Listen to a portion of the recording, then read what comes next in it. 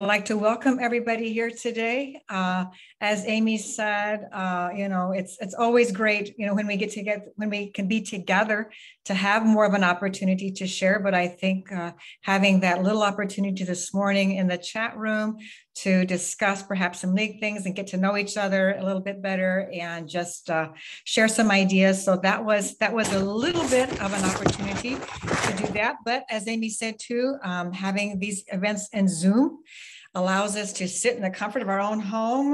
We can wear our sweatpants if we need to, and just be comfortable and grab a cup of coffee when you need one. And so there is an advantage of that too, and saving money on gas. So anyway, welcome to everyone.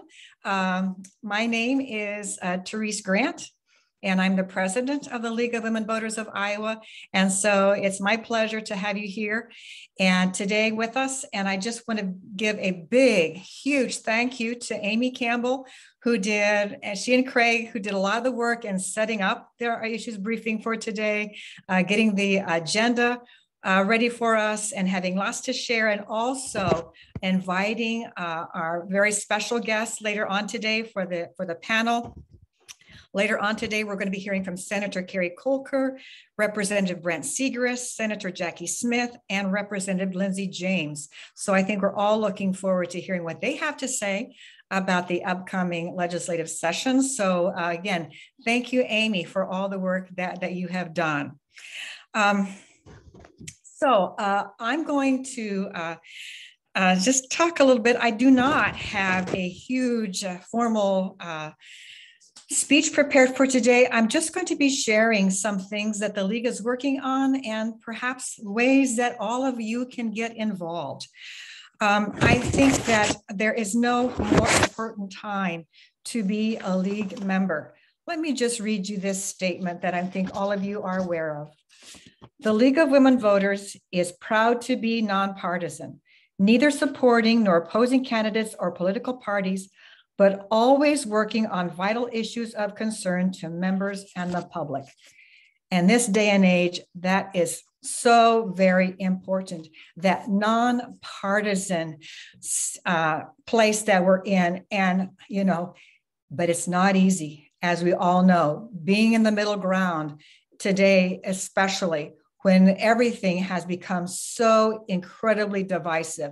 The politics seem to dominate our whole society today, either right or left, or either us versus them. And it's just become rather depressing to see that happening in the world today, which is why the League has such an important role to play in bringing people together, bringing people who are on opposing sides to have an opportunity to discuss in a civil manner with respect for one another.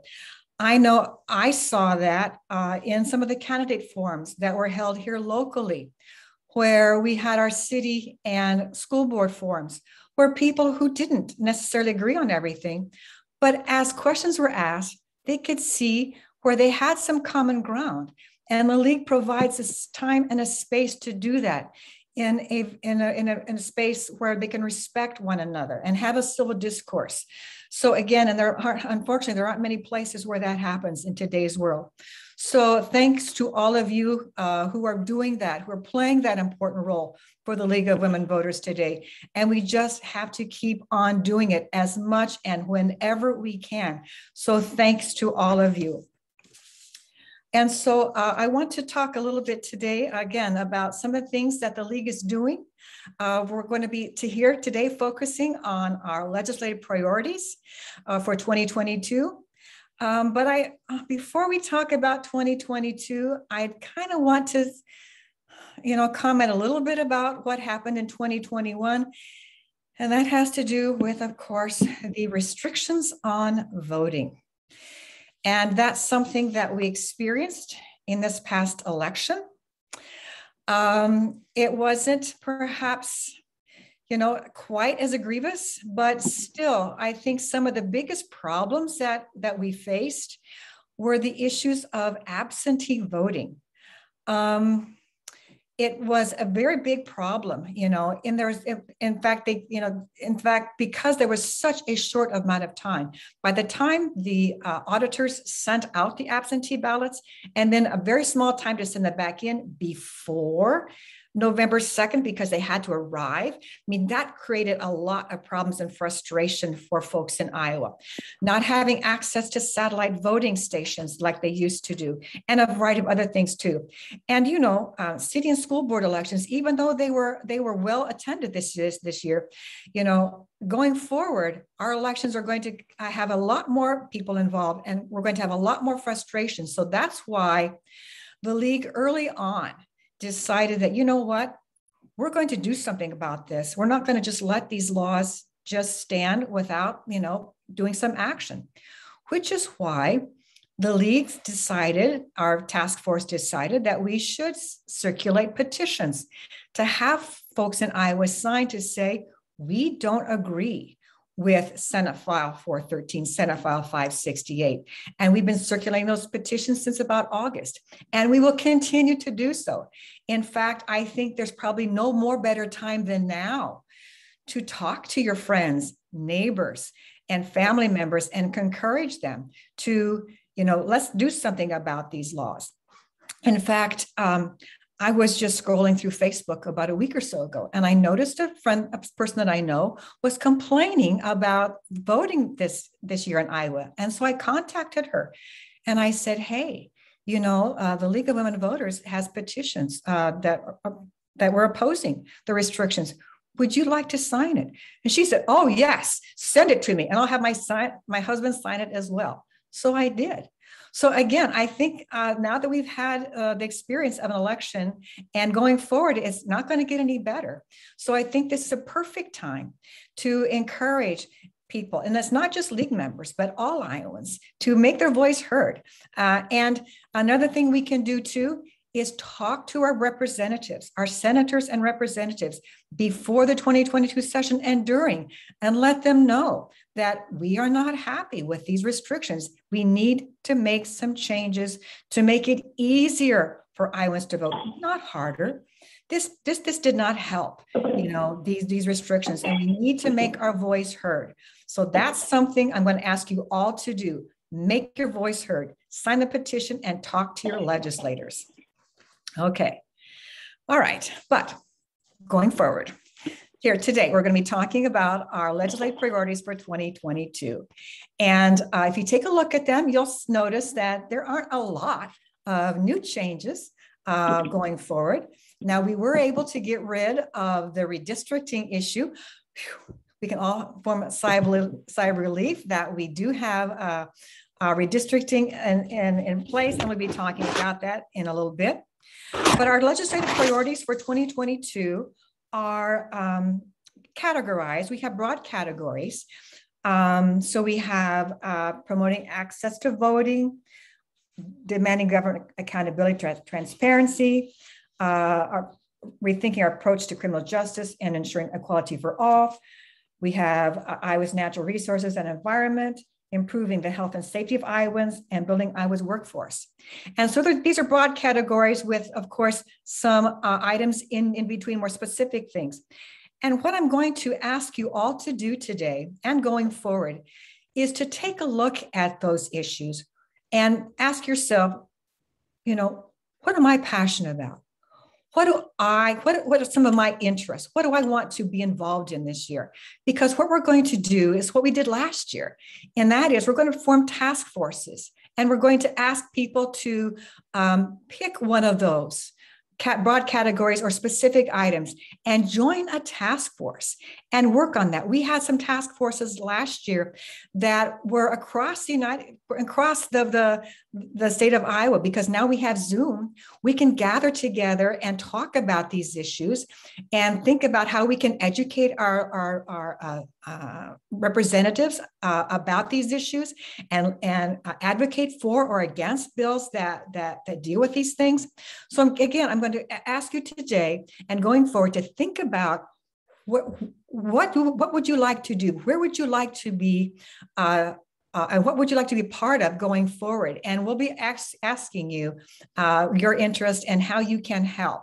Because, I mean, we have two wonderful lobbyists. I mean, Amy and Craig are fabulous, but they're just two people. And I think they appreciated what little help they got last year. And and Amy's shaking her head, you know, the help that they got last year from our task forces. And I think we can have perhaps even a more effect with more people involved going forward. And it's not just this year, but, you know, the year after that and the year after that, that we need to be working together. We can't just assume that, you know, well, somebody else will do it. No, we need to take responsibility as league members. Let's do the work ourselves. All right. And then the last thing that I'd like to mention before I turn it over to Amy is that, you know, it's not, yes, we have local, we have the state, but we also have the National League of Women Voters, and how proud we all are that we now have an Iowan who is the president of the board of the League of Women Voters of the United States. And so, and, you know, I can remember when I first joined, and I think I heard this question asked a few different times, well, why do we send that PMP to Washington? What do they do with our money? Well, I tell you what, they do a lot, and they also give a lot back to us.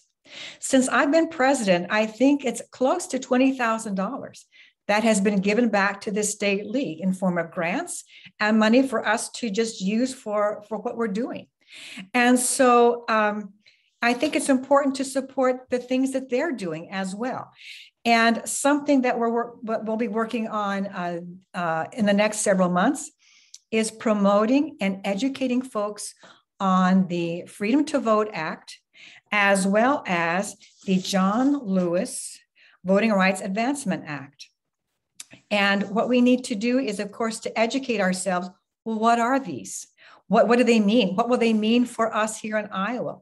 Well, the voting rights, the Freedom to Vote Act, for example, will protect and expand voting rights, get big money out of politics, which is huge, and curb gerrymandering. And there will be a great opportunity on Tuesday evening, November 9th at 6:30 to attend an event with Elizabeth Hira, who is from the Brennan Center, and she will be talking about the Freedom to Vote Act. And she is a dynamic speaker, those of us who have heard her. You should have all received by now information about this event and how to register. I would encourage all of you to do so. It's being sponsored by the League of Women Voters of Iowa, the Metro Des Moines League, and through other organizations. And it's at 6:30, and I encourage you all to come and learn and learn something about the Freedom to Vote Act. And then, of course, we need to act on it and encourage our representatives to vote for it, because it will do a lot for us in Iowa and around the country. Okay, well, that's my 2 cents worth about what you can do and how you can support the league. And we're going to switch a little bit to redistricting. Before I turn it over to Amy, I'd just like to say a few words about redistricting myself. As I said, you know, it's a big sigh of relief that we have now a plan in place, and a little bit how we got here. You know that redistricting in Iowa is the gold standard across the United States. It is something that has been in place now since 1980. This process where we have a nonpartisan agency, the Legislative Services Agency, that draws the maps. Of course, the first map was rejected, but the second map was approved. And going back in history, when this first started in 1981, it was actually the third map that was approved without any restrictions. And then in 1991 was the first map. In 2001, the second map approved. 2011, the first. And now 2021, the second. And we'll have to wait and see what will happen in the year 2030.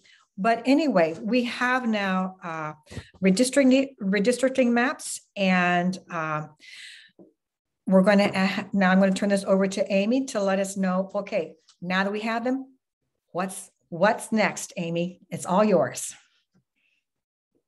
All right, hopefully you all can see the screen. I've got I know a lot of you have taken a look at the maps already, but I wanted to give you another quick overview of it. Up in the corner is the old map. So I always think it's kind of nice to take a look at the comparison between the two. And you can see just really just slight shifts in our congressional districts, but you know, very close to what we have right now as a status quo. Of course, the kicker is that Representative Axney and Representative Miller-Meeks are put in the same district. So no announcements have been made about that I have seen yet, but I know that Representative Miller-Meeks, who lives in Ottumwa, also has a practice, ophthalmology practice in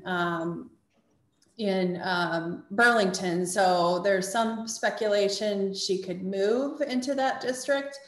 Senator Zach Nunn, Iowa Senator Zach Nunn has announced he wants to run for Congressional District 3.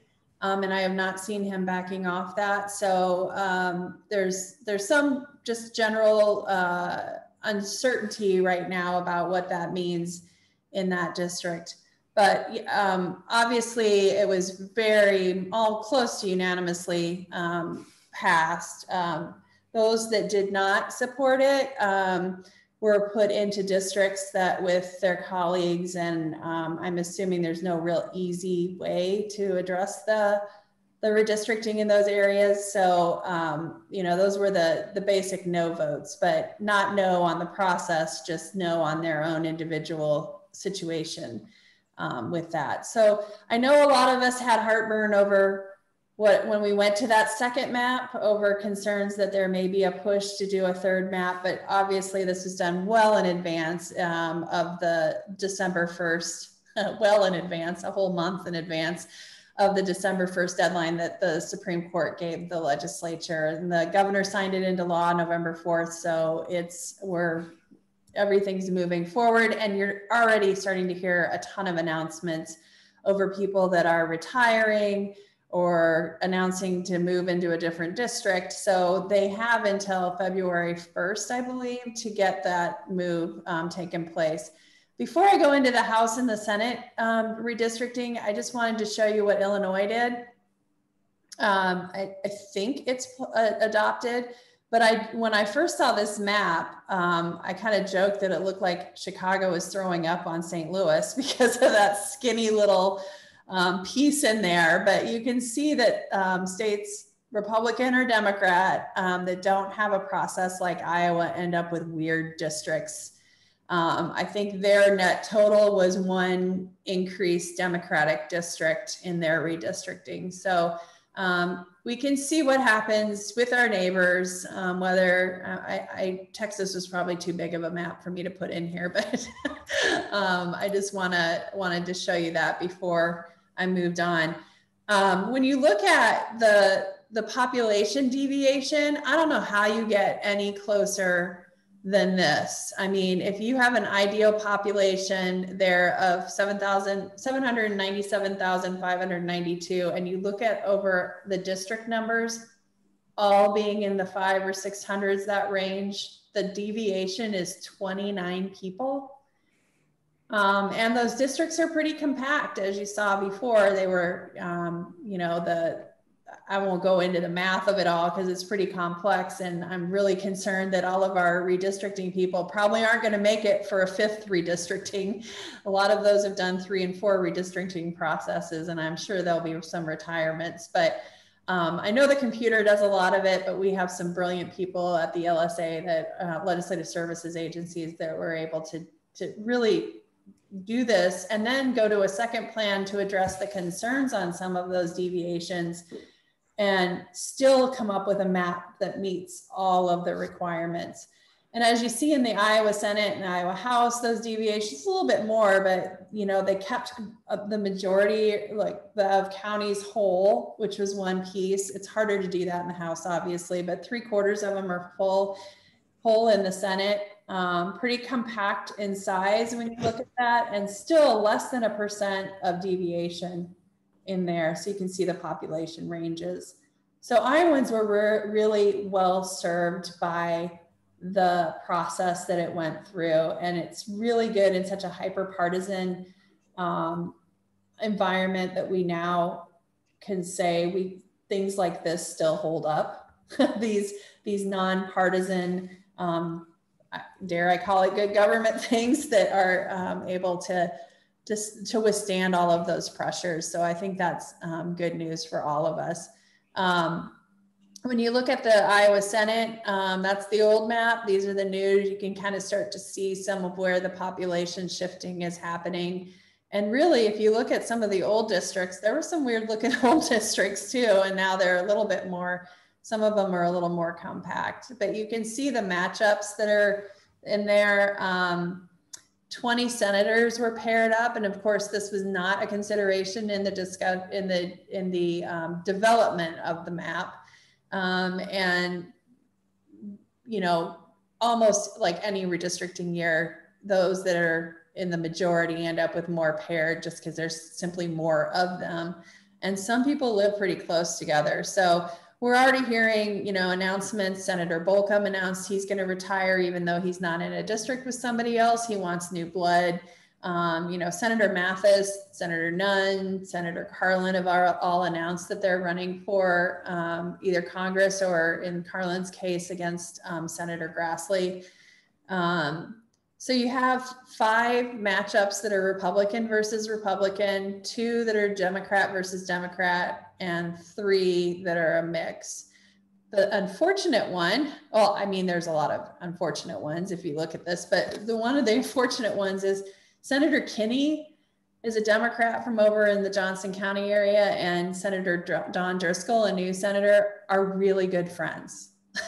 They've been friends for decades. They have the same friend groups, and both of them were just, you know, really upset that they got paired together. Still both voted for the bill, but they're torn up inside that they're going to have to run against each other. And I think it's sad when you see actual bipartisan friendships and people that work together across the aisle and have the same friend groups end up getting put together. But I think you'll see more of those announcements as you move forward. You know, some of these are already taken care of, like in the case of, did I put Senator Mathis in here? Yeah, Senator Mathis and Todd Taylor. Senator Mathis is running for Congress. So, I mean, there are some that are already starting to work their way through. The next, why that's not moving, oops. The next, the House side, again, the old maps up in the corner. And these will, I think, be posted on the League website, these PowerPoint. If not, I will make sure to get out the PDF to you guys to see, so you can have these slides if you want to refer back to them. But you can see there's a lot more matchups there. A total of 35 House members were paired up. There's one 3-way, which I understand is somehow getting taken care of in the Representative Gustafson, Ray Sorensen, Bubba Sorensen, he's the Freedom Rock guy, and Carter Nordman, a very young representative, first time running. My understanding is Nordman's moving into an adjacent district. Gustafson is either moving or retiring. So I think some of these you'll see are starting to work their way through. But again, 12 of these races of districts are Republican versus Republican. 4 are Democrat versus Democrat, and 1 is the 3-way. None of the House is a Democrat and a Republican being teamed up. So that's interesting. But again, you know, I know this is just for our own interest. It's not something that was considered in the development of the maps, thankfully, because if it was, it would be really tough. I did want to mention one other thing that happened during special session before I run it, you know, take any questions and then we move into our issues review. But you've read a lot about it in the news. There were a ton of protesters at the Capitol. I feel like every time they don't win, they get stronger. And they were working on a group that wanted to legalize freedom was their rally cry, and pressured the legislature to do something about the mask mandates. Of course, we have a federal mask mandate that's going to go into effect related to, or not, I'm sorry, vaccine mandate. I'm getting all my mandates confused. Vaccine mandate, COVID-19 vaccination mandate. And so the Biden administration is still working through all of their guidance on that, related to federal contractors and employees of the and what larger companies can and cannot do related to COVID-19 vaccination requirements. Iowa went ahead and passed its own compromise version. I say compromise because nobody liked it. I don't think nobody liked it. In fact, the protesters were really upset that they passed this bill. They wanted something much stronger. I believe they wanted it further than COVID-19 too, and would move into mandatory flu vaccinations for people working in nursing homes. We've heard they want to get rid of. So just so you know that now employers, if they require a COVID-19 vaccine, they have to allow an employee to opt out because they feel like it would harm their health or it would conflict with their religion. It could be just an employee statement, although we don't know exactly how operationally this will work. There are some businesses that feel the language is not strong enough that they could actually say, require a doctor's note. I think that kind of thing is going to end up in the courts anyway. It does apply to all employers, so even a nursing home or a hospital. And I think the one thing that everybody liked about the bill was that it allowed those who lost their jobs because they could not comply with the COVID-19 vaccination requirement or would not, they would still be able to receive unemployment benefits. And in the language, it protected the employer's contribution rates so that their rates didn't go up based on more people applying for unemployment. And that became effective the day that the governor signed it on the 29th of October. She also joined 9 other states in a lawsuit against the president's vaccine mandates. And during and I know the guidance is still coming out. There's also OSHA guidance that's coming out for hospitals and nursing homes that could potentially conflict with this law. But I know that the state government committee in the House, their chair, Bobby Kaufman, told Representative John Jacobson, who was kind of leading the charge of the anti-vaccine folks, they charged him with getting a group together to come up with a better solution to this issue and to run it in the 2022 session. I kind of think that was maybe just keeping him busy. I don't know that there's really going to be an interest in doing something more, but again, every time this group does not get what they want, they get stronger. So there's something about organizing there that's to be learned on that. And the league doesn't really have a official position on this. I just know a lot of you are very interested and when it comes to those issues. So I'll pause there. I went through those pretty fast, but I'll pause to see if anybody has any questions or thoughts on redistricting or want to know more. I do want to thank everybody that, met with their legislators and encouraged them to keep up with the redistricting laws.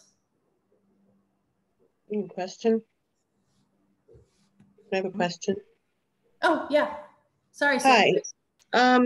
When they say an employers of 100 employees, let's take an example of a local store here in Dubuque, Staples. They may have, 40 people, 30 people on shift work doing things.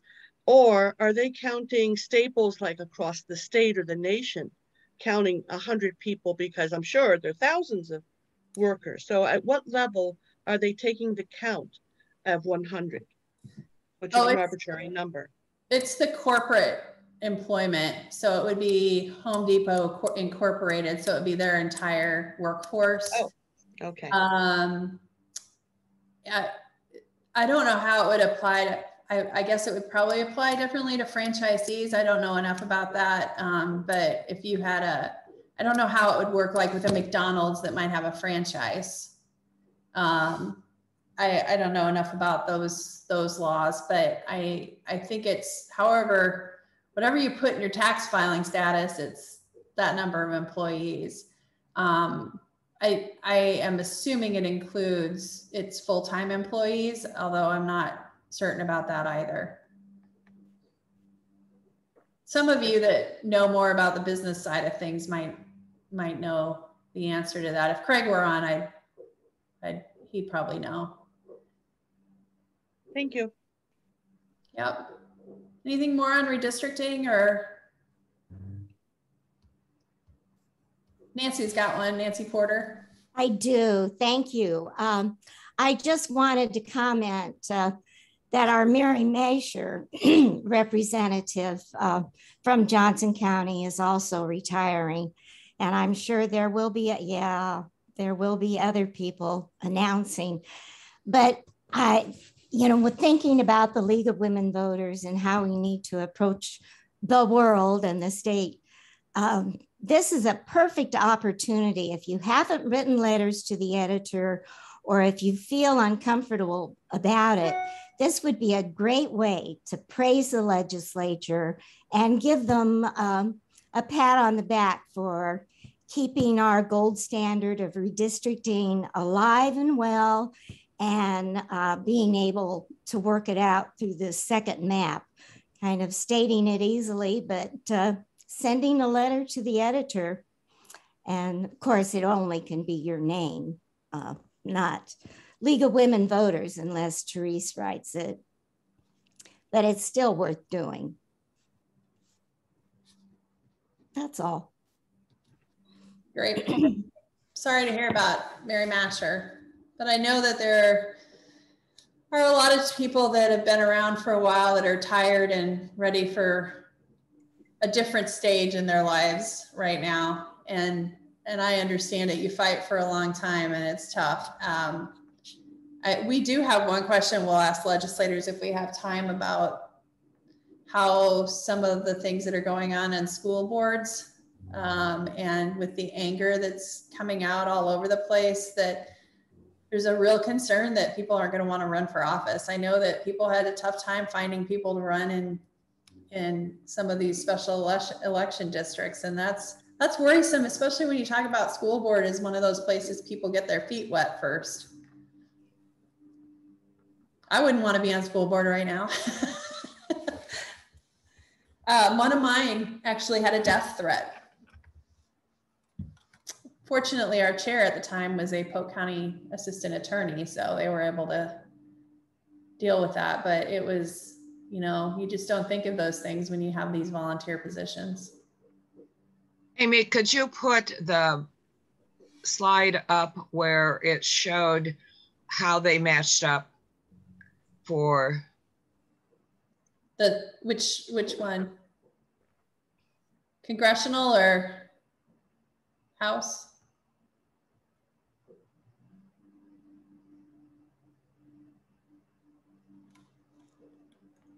Which one did you want up, the House or the Senate or the congressional one? Forgot who asked that question. Mary Ellen. Oh, can't hear me. Mary Ellen, was that the one you wanted up? Yes, thank you. The Senate is where we have Democrats and Republicans matched in the same area. So can you comment a bit more about what you see happening there, like Brown and Reagan? I know that Amanda just retired from her job, her day job. And so I'm kind of wondering if she's thinking about retiring. Have you heard anything there? I know personally she was thinking about retiring the last time and they coerced her to run again because it's one of those districts. It's you got to be the right type of person to win if you're a Democrat. And I think that this doesn't get better for her. I mean, right. So I don't know what her plans are. I know her husband has some health issues too. So right. I would not be surprised if she retires, but I also know that woman is tenacious as ever. Yeah. And sometimes she might just say, well, who else is gonna speak for the people that I speak for. So I could see it going either way on that one. I also don't know about Claire Celsi says she's going to run and stay in her district and not move. And Senator Trone Garriott hasn't really said anything yet. I don't know that she wants to move, but there is an open district she could move into that's got a lot of interest in it right now with other Democrats. So, and the other one I was curious about is Robbie Smith's district. He's up against a Democrat. What's your impression there? Yeah, their district shifted quite a bit. I don't have that one up specifically, but it did shift a bit. So there's a adjacent district that one of them could move into. I don't know. One of them's more rural and one of them is more the internal Davenport area. So I'm guessing Lycum would move into that if he doesn't retire. But again, he served in the House before too, and he's came back and served in the Senate. So, he was in the House in the early or late 80s. So. Right. And then could you put up the House map?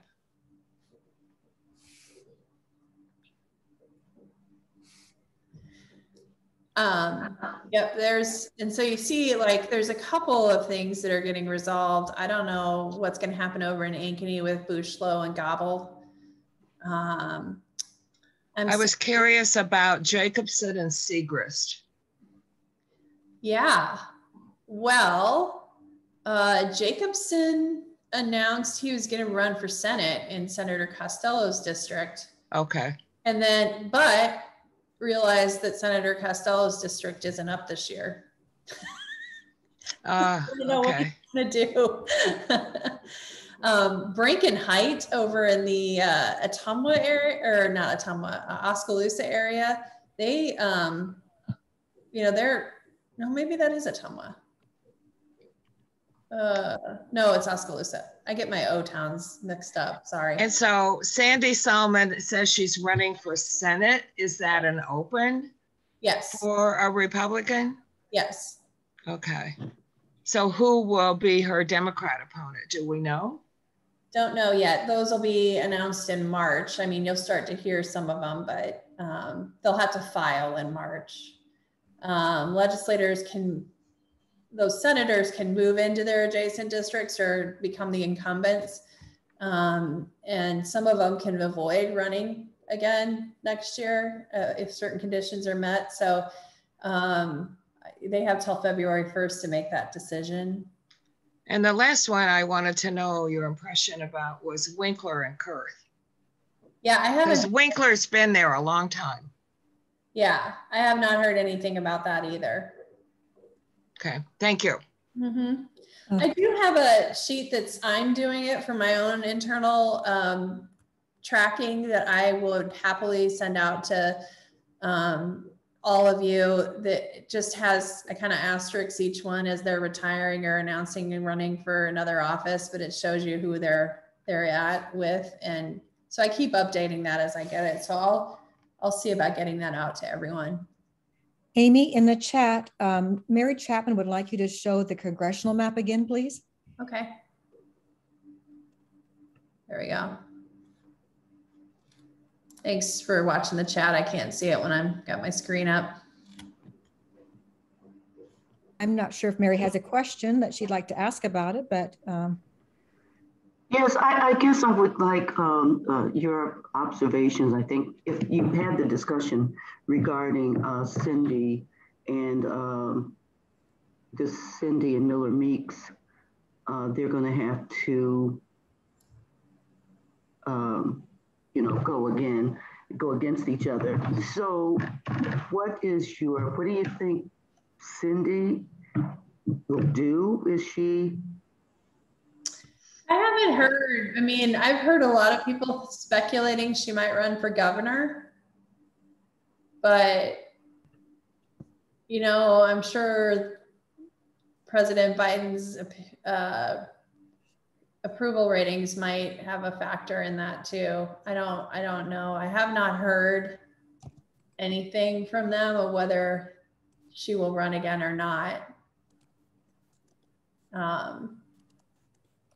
Yeah, I see the question about, are they, the Senate, the urban versus rural, are there more rural seats than urban? Or I was looking at that question in the chat, which I think is very interesting to get your perspective on. I haven't really counted them up on rural versus urban, the numbers. And I also haven't really looked at partisan breakout of them.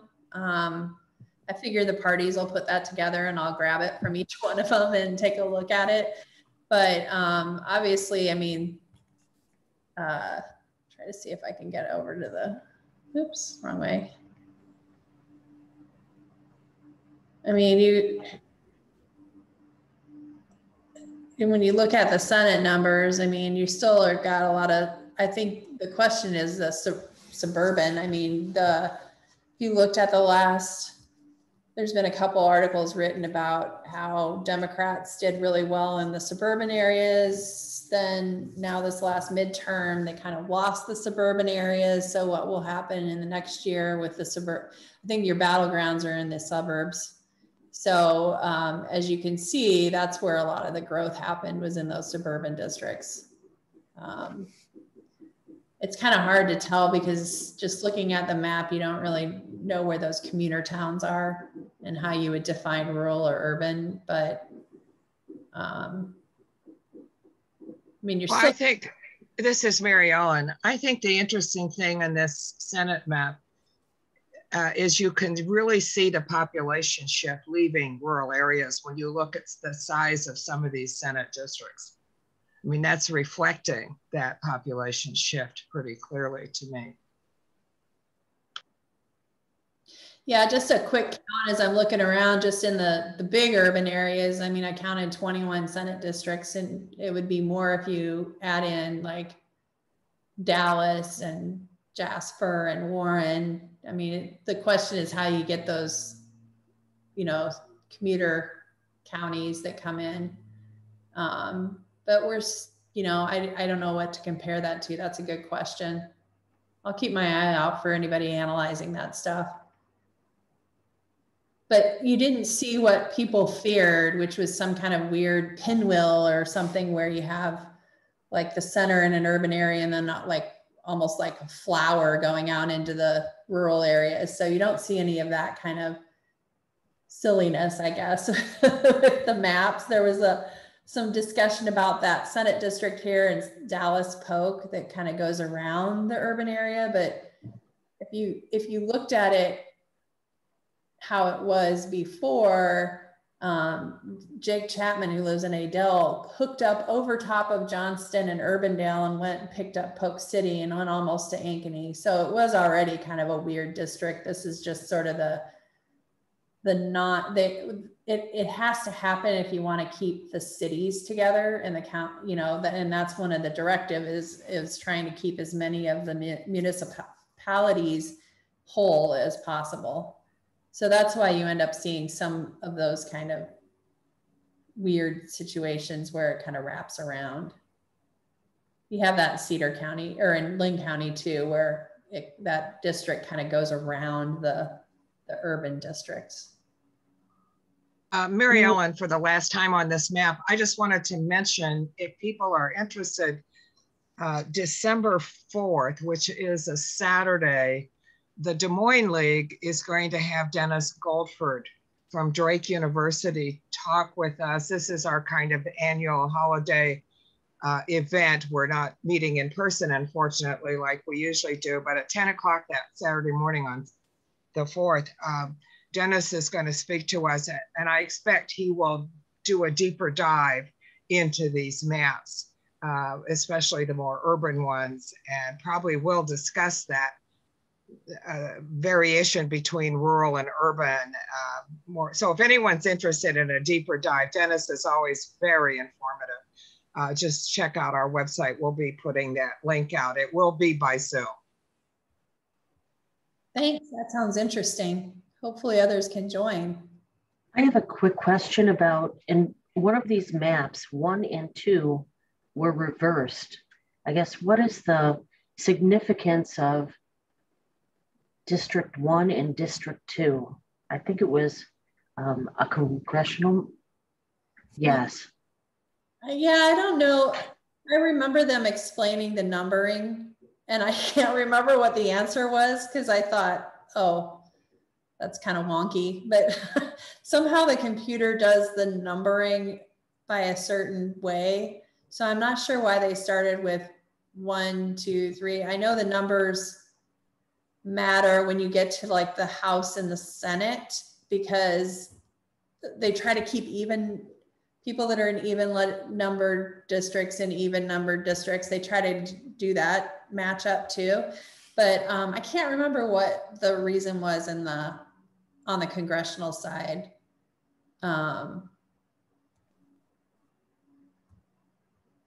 Thank you. Yeah, I'm trying to remember if that was asked during the debate or if that was asked. If I find an answer, I'll follow up with everyone, but I think it gets down to the short answer is the computer does it.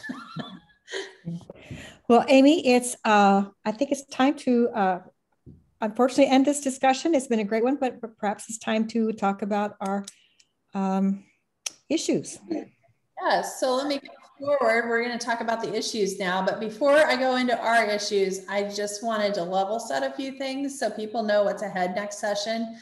You heard we have a $1.24 billion ending fund balance. Yep, it's a $9 billion budget. We have $1 billion left untouched at the end of the last fiscal year, which ended June 30th of this year. That's, you can see the previous fiscal year was 300 million. And that's because we're not spending the full amount of revenues that we're allowed to, the 99%. And also because the economy did okay for a while, a little bit better than expected. But this year, clearly the federal infusion of money had an impact, not as much state revenue dependent. So $751 million more than the previous amounts. And so you can see that if we hadn't had those, we would have been in some pretty big trouble. A reminder that we did pass $400 million in tax cuts. We did pick up the MHDS regional costs at about 75 million this year. That increases next year when the state picks up the full amount and there's no property tax dollars. We only spent a little less than 98% of what we could. So that left 1% on the table. So you're going to hear a lot about, and I think you probably already have heard that this is because of fiscal responsibility. And I don't want to say it's not, but you're starting to hear now the words we've been overtaxing people. So they're building the case for more tax cuts, and that is going to be a question that I'm going to ask the panel when we get together about the tax cuts and how we're going to be able to maintain our commitments to other programs that still need more money. And all of this is at the same time that we're looking at pretty good, steady growth, not great growth, but cost of living types of growth in the next year. And so knowing we're going to have a little bit more to spend, but also knowing we won't have the COVID funds, we won't have, we don't know how long the enhanced Medicaid match is going to happen. And you can see Health and Human Services, a large part of that is Medicaid does make up a big part of our budget. And when the match changes, we have to rely more on state dollars. So, a lot of questions in this, but this will definitely frame what happens next year in this session. Just wanted to quickly show you the built-in anticipated expenditures related to the regions and school aid. The other is the anticipated cuts based on the tax cuts. So moving forward into our issues, Therese mentioned at the beginning that we've got, I called them rapid response teams, but that's task forces, whatever you want to call them. Those are our groups that help Craig and I at the Capitol when we need advice on a bill, when we need people to, you know, get messages out or attend a subcommittee, which we could do this year because they were all online, or a public hearing. Those groups really help us, you know, do more than what we could do with just 2 people at the Capitol. And a lot of times there are bills that we're not really quite sure how we should register on, and these groups really help us work through that because they know that specific area. So we grouped our issues into 6 categories. First and foremost, always will be there, no matter what, is equal access to voting and ensuring all votes are counted, period. Unfortunately, we've really lost on that the last few years, but it continues to be something on our agenda. I don't think there's any chance that any of the changes, at least the big ones, to voting laws will be rolled back right now, but it's still got to stay on our agenda. And at any opportunity, we need to talk about that. The second is demand for government accountability and transparency, and criminal justice, natural resources and environment, health and safety, and everybody's talking about workforce. So just going in deeper into those, I just wanted to note that we have these broad categories, and at the end of this part, we're going to ask you to rank the top 2 or pick the top 2 that are most important to you and ask you if you wanted to serve on one of those work groups. I'll have a poll. So just be thinking about that when we go through. But promoting equal access to voting and ensuring all votes are counted. We don't have anything under there. We'd love to say roll all those things back, but we know it's not going to happen. So we will take the opportunity if we have the opportunity to change those, but I think those changes are going to have to, won't happen until things change, at least legislatively. Therese, do you have any comments on that, or does anybody on that work group want to say anything about that piece? We don't really have an ask here, just it's more what guides our work as we move forward with our auditors into the next cycle. The second one is government accountability and transparency. It's a really big issue for me. And I know that that Doris that was an issue for her as well, and some of the others I've heard. But there's 2 issues that we really think are important here. While that's a broad area, and we will always look at everything through this lens, all policy issues through this lens, we would like to change legislative rules. So this isn't a law, this is a change to their operational rules at the legislature, to require that all amendments and bills discussed in committee to be available prior to a vote. Not a lot of people know this, but I don't have access to the amendments when they're in committee. Usually we have the bills, but I don't have access to the amendments. Amendments are not public until they go to the out of committee. Sometimes they have copies. It's never available. I can't remember a time they were available online before the committee votes. So I think that's a really important piece for people to be able to see. Sometimes these amendments make significant changes and you don't really have a time to respond to them before a committee already votes on them. And then continue virtual committee and subcommittee meetings to encourage more direct citizen participation. That was probably the most fantastic thing coming out of the COVID, is the fact that we can have you guys participate in the subcommittee meetings without getting in your car, driving to Des Moines, hoping they don't cancel the subcommittee meeting or that something doesn't get delayed, and then spend 15 minutes talking in the subcommittee and then driving all the way back home. That's not convenient for people. Of course, you can email your legislators, but it's not the same when you get to speak with them and you get to show your face when you do it.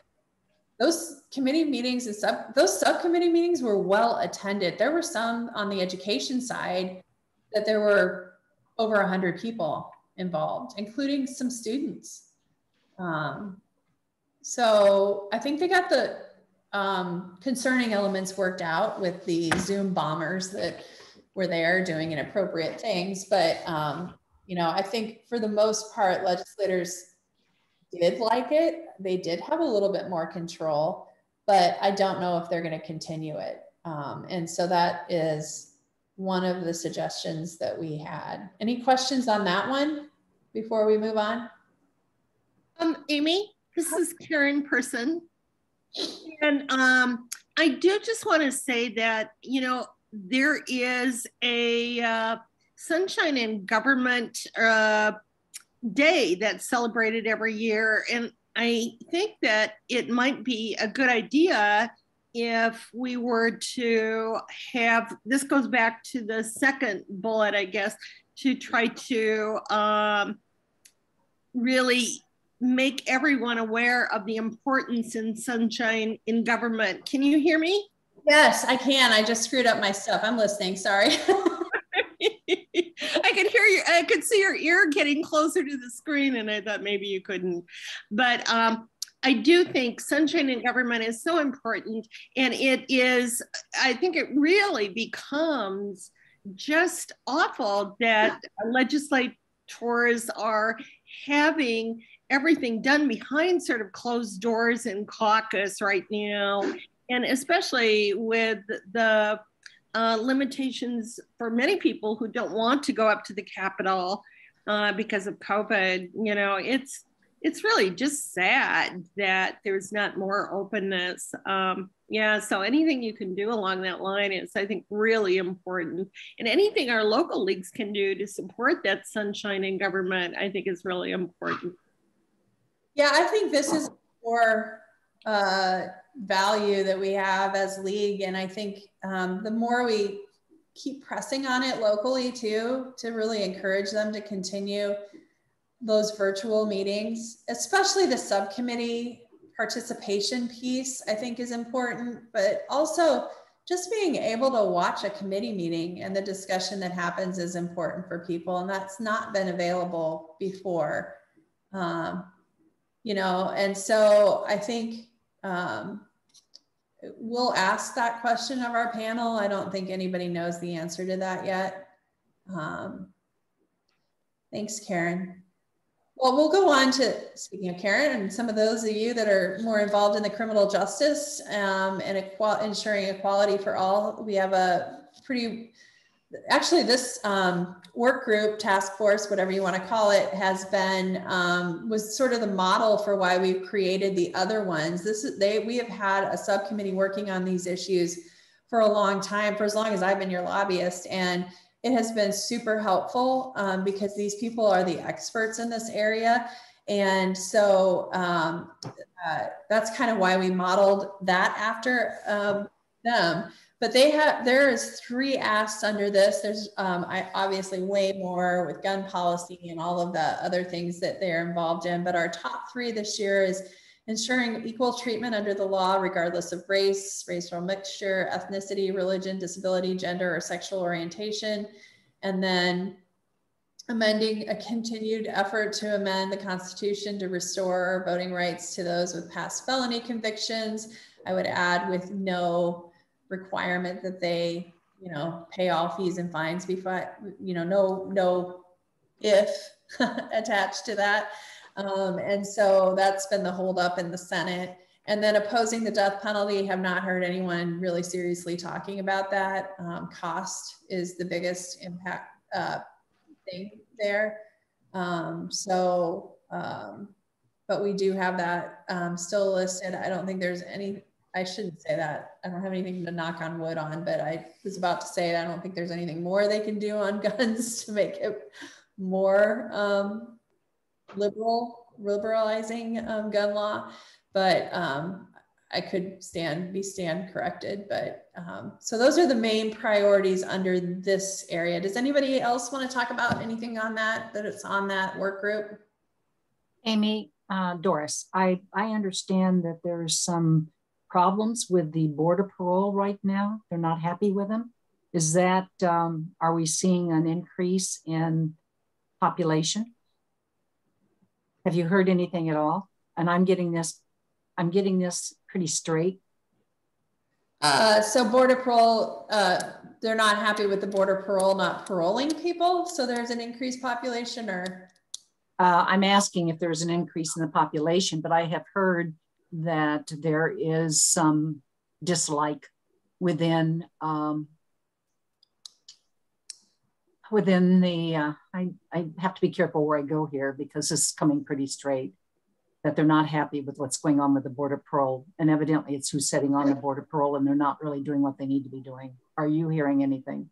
Yes, I've heard, I know somebody that wanted to get on the Border Patrol and would have been an excellent person, just retired, former, ran, well, from Waterloo area, ran, you probably know who it was, and ran a, I'm aware of that. I submitted his name. I'm aware of that. I tried to help.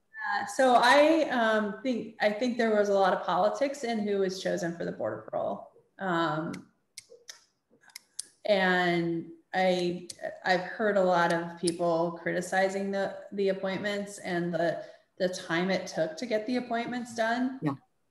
But I can also tell you that there was a lot of appointments problems throughout, and I'm not really quite sure where the holdup was.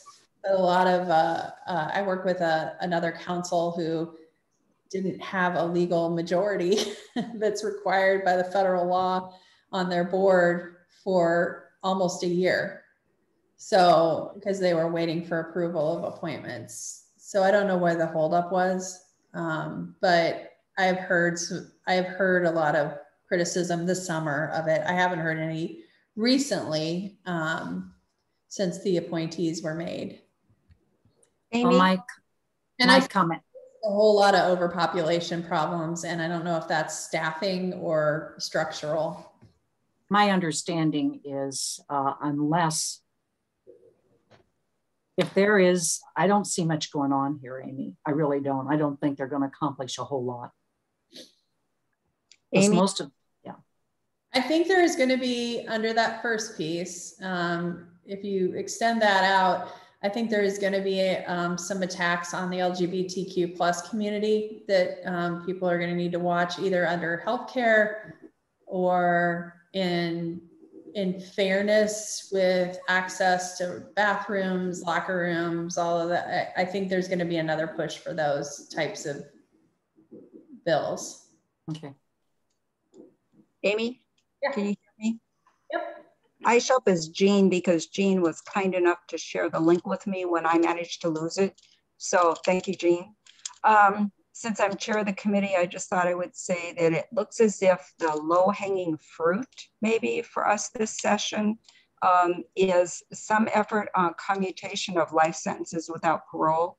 And then we are really gathering information and have a particular interest in I'm going to call it pre-trial kinds of things, bail, bond, risk assessments, those kinds of things. And this would come under probably equal treatment, but that I think maybe is how the equal treatment is going to be expressed this time around. So in case folks, have an interest in those areas. Thanks. I think the last commutation was when I was there, and I don't think they've done one since then. And you've got to get that board of parole to approve it before it ever goes to the governor. So if the Board of Parole is not doing what needs to be done, those commutations will not make it to the governor's office. Okay, I think the approach we have with IJAN, we're talking to with IJAN, is a legislative approach. So that'll be interesting, Doris, to see the details on how they think that might be helpful. Let's move on. Hey, I might just comment here too, that with pretrial stuff, one of the things we have talked about in our criminal and juvenile justice meetings is the importance of the county attorneys in what happens. And I would encourage local leagues to just be aware of who's running for county attorney and what their positions are. Here in I almost said Bremer County, where I used to live. Here in Polk County, we have kind of an interesting race for county attorneys since John Sarcona is not running again after many years of being our county attorney. So I just encourage people to look at which people are running and what their positions are on criminal and juvenile justice issues. I move on. Thanks, Amy. Oops, I unmuted myself. Yeah, thank you very much. And the parole, or the why am I blanking on the word now? The bail bond, the bail bond risk thing has been discussed a couple of years at the Capitol, and I think there's an interesting group that wants to do some reforms there. It involves people from the very far right and the left working together. So I think there's some opportunities there. I don't think it'll happen this year, but I do think because the bail bonds people have a lot of lobbyists on their payroll. So I do think that there will be an opportunity for some of that discussion. So I'm glad you're moving forward with that. Got 3 more to go through before our poll. Natural resources and environment, nothing of a surprise here to you, but I will note on the climate change, it's pretty good that exciting that the governor has a climate change panel that they're working with the agricultural community to try to do some strategies around that.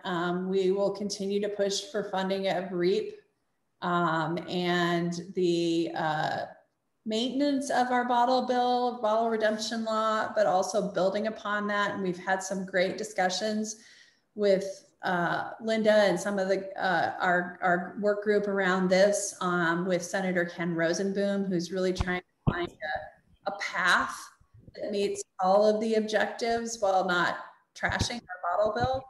And so that those have been really productive conversations. Again, I don't have any idea whether those are actually going to move forward. There's a lot going on in that area behind the scenes with the distributors trying to work out a process that they might provide alternatives to the grocery stores without having legislation. And so also we are hearing some discussion about a sales tax increase. So those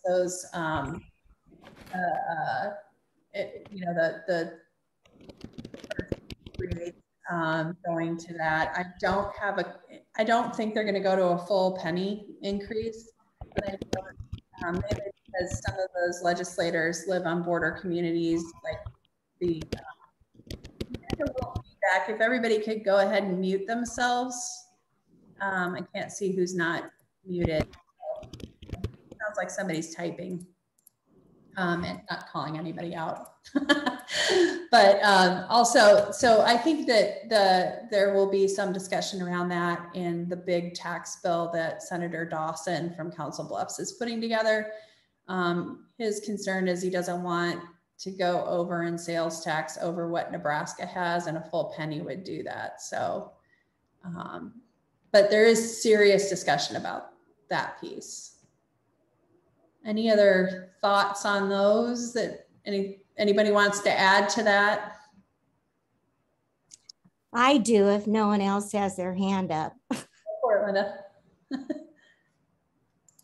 Or who's talking? This is Nancy. Yeah, I see it now. Sorry. No, by the time I fiddle around here with it. Anyway, I do want to remind people that as the League of Women Voters of Iowa, we're part of the Upper Mississippi Region Interleague organization. And one of our current goals is to help pass that Mississippi River Resilience and Restoration Act. And that's something that allows people to ask the government for money in the form of grants or getting things done to help the Mississippi River and the watershed flow. So keep your eyes open for that. We've got information coming down the pike and Zooms that will help you understand it better. And I'll try and do a good job in explaining it for our Iowa League of Women Voters newsletter. So look for that for environmental issues. Great, thank you. Just moving on, well, and I should just to add to our discussion of the bottle bill, what we have asked for is pretty consistent, that we want to make sure that it's easy, convenient for people, that we're not, you know, we're not driving 25 miles to get a nickel increase, that the handling fee be increased, that we expand it to other containers, and that we look for other innovative options for returning, but not totally scrap it. So we've got quite a bit of materials on that we've got online, and we post my issues reports that come out to you. I'll have links to those too. Improving the health and safety of Iowans. It's a broad category that we include the support for the funding for the mental health and disability services regions to make sure that entire range of services is funded. Now that it's all state funded, we need to make sure that the state lives up to its commitment to those services, including the children's services, the adult services, the crisis services, all of those things, which also impact our prior issues with criminal justice reform and not criminalizing mental health and keeping them out of our jails. Ensuring Medicaid services are comprehensive, accessible, and reimbursed adequately. I'm not sure what adequately might be different for other people, but some of our Medicaid providers rely almost totally on those Medicaid reimbursements, especially those that work with disability folks. So, you know, they have to employ a workforce, and when they're not reimbursed well or sufficiently, they can't pay people and keep up with the pay that a Target will pay. Guaranteeing access to women's reproductive health services. Here we got our gun ownership part, promoting responsible gun ownership, and boosting public knowledge of human trafficking in all its forms and support its victims. And we talk about all its forms because everybody immediately thinks of sex trafficking and massage parlors, and we're not talking about the employment human trafficking, where a lot of agricultural industry, there is a lot of human trafficking of young people to work in some of those ag industries. So that's a newer form of human trafficking that people are starting to talk about. And then finally, building Iowa's workforce, finally, where it's like the issue among every group that I've heard is workforce, workforce, workforce. It was a big issue before, now it's even bigger.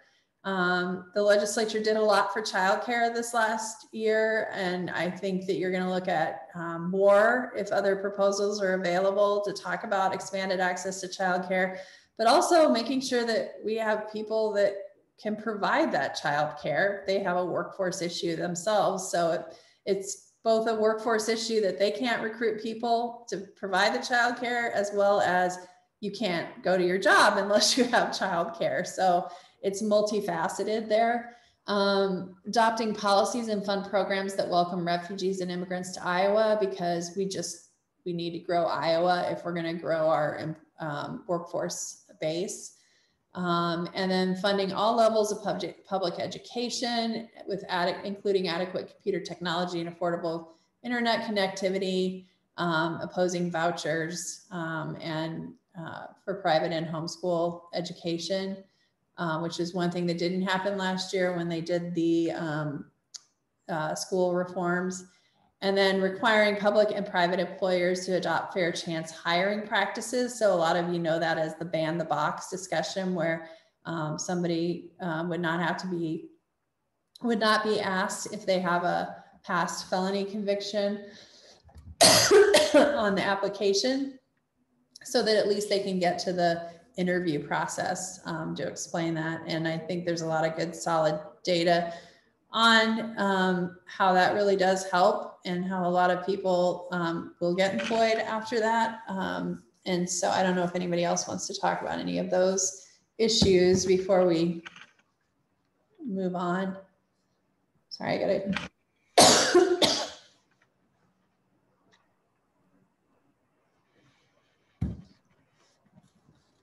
All right, I'm Mary, does minimum wage have anything to do with that?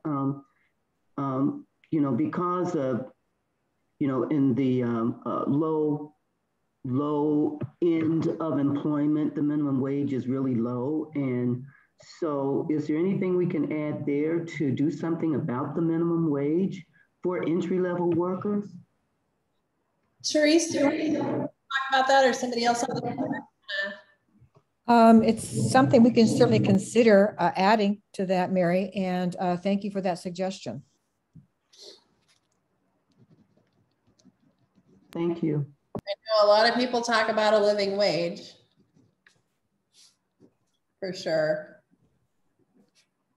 This would be a good place to add it then. This is Mary Ellen. I know this isn't on any of these policy priorities, but I live in Wayne County. I'm curious, Amy, will there be any movement regarding puppy mill legislation strengthening?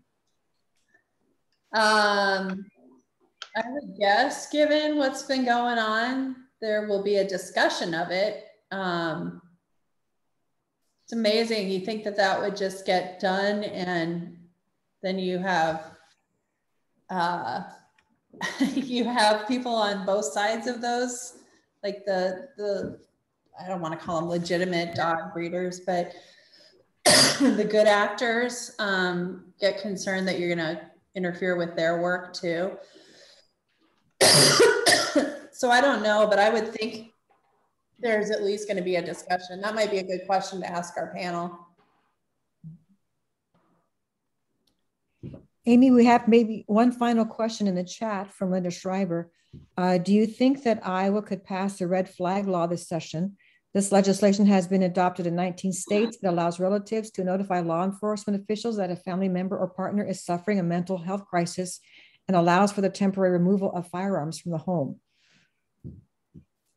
I don't think so, but I have that on my list of other questions that we could ask our panel. I think others had submitted that too. So I think that would be a good question to ask the panel. Right now I have it on our list to ask. So we will do that. I'm going to do a poll right now. And okay. Well, and maybe one more final question. I'm sorry, just one more. Who is a resource of internet connectivity legislation? You mean legislator resource or? I don't know. It's from Jean Dell. Yeah, it depends what you mean.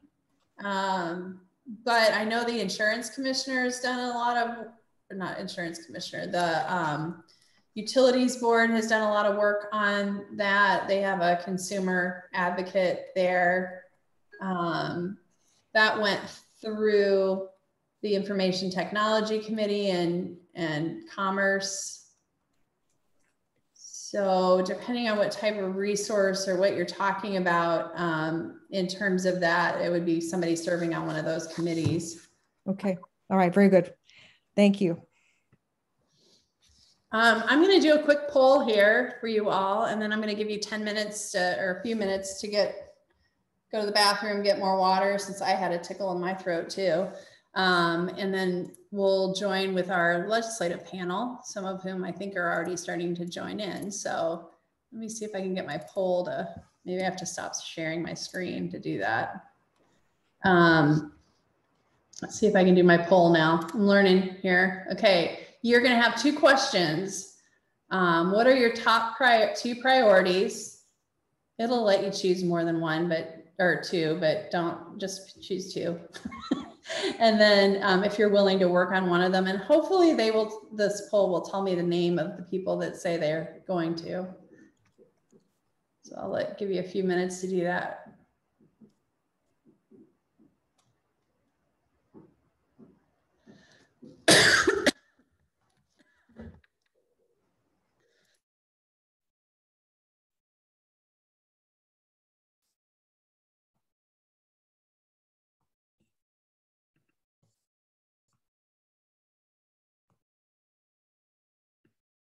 Amy, what happened to natural resources?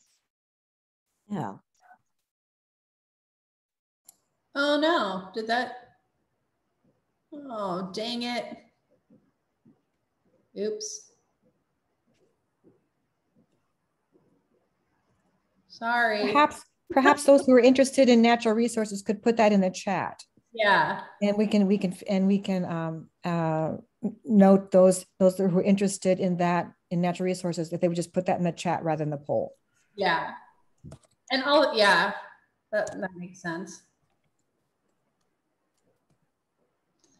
No, natural resources is its own. I just missed it when I was doing my poll. Well, maybe that's the only glitch of the day. I'll just leave this open if everybody wants to vote, and then just come back at 11 and we will introduce our panel and get started. So my submit button isn't working. I don't know. Maybe it's working for someone else, but my submit button isn't working. Oh. Well, just go ahead and put it in the chat then. I'll have all of the chat recorded too.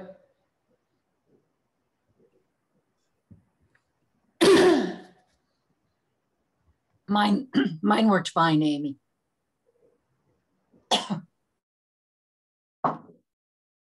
And Amy, if you see someplace you think I need to be, let me know. Will do.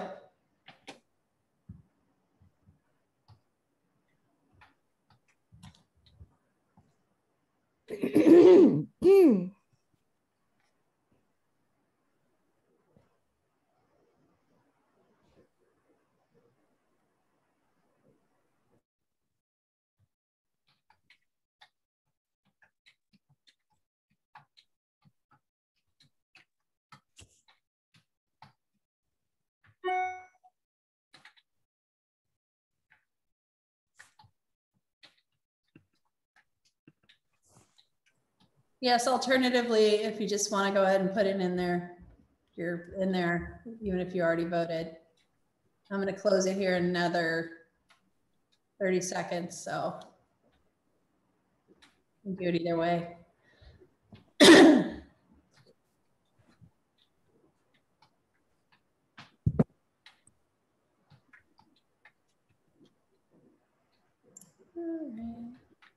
All right, so we have you can have a showing. I'll have to just add in those that we'll get out the results here post this meeting, so everyone can see. But this is just more for the board to know kind of where people are interested and where we should put our energies to.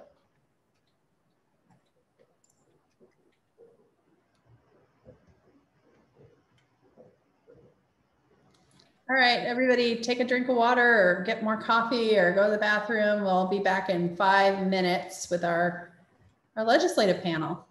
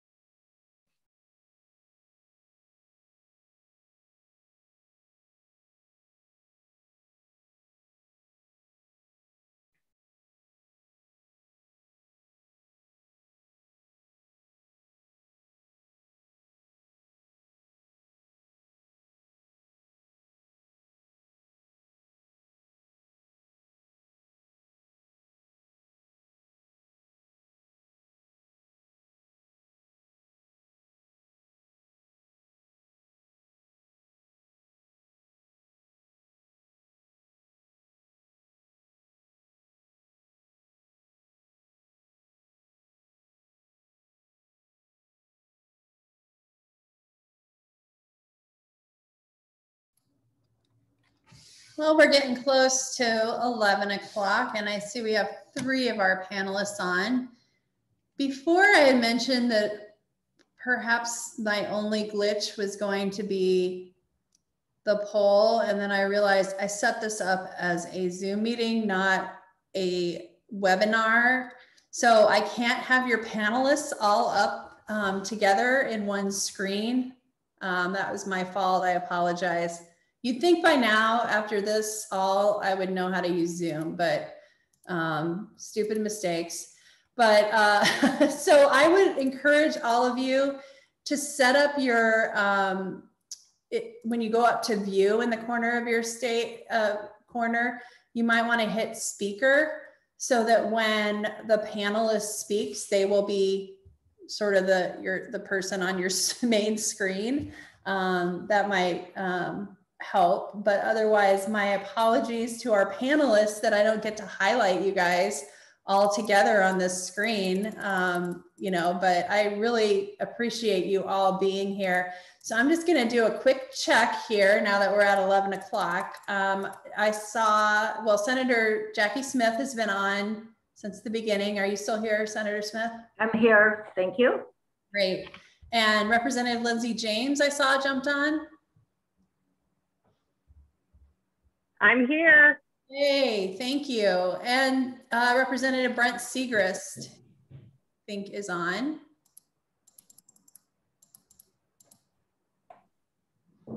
Maybe.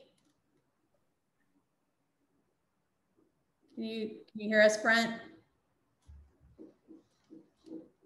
I think he was muted. And is Senator Carrie Koelker on yet? I'm gonna double check my phone to make sure I don't have any other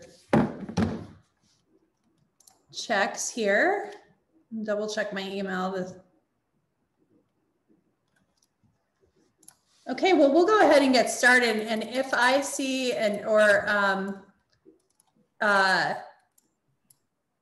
Therese, if you see somebody, Senator Koelker or Representative Siegrist jump on.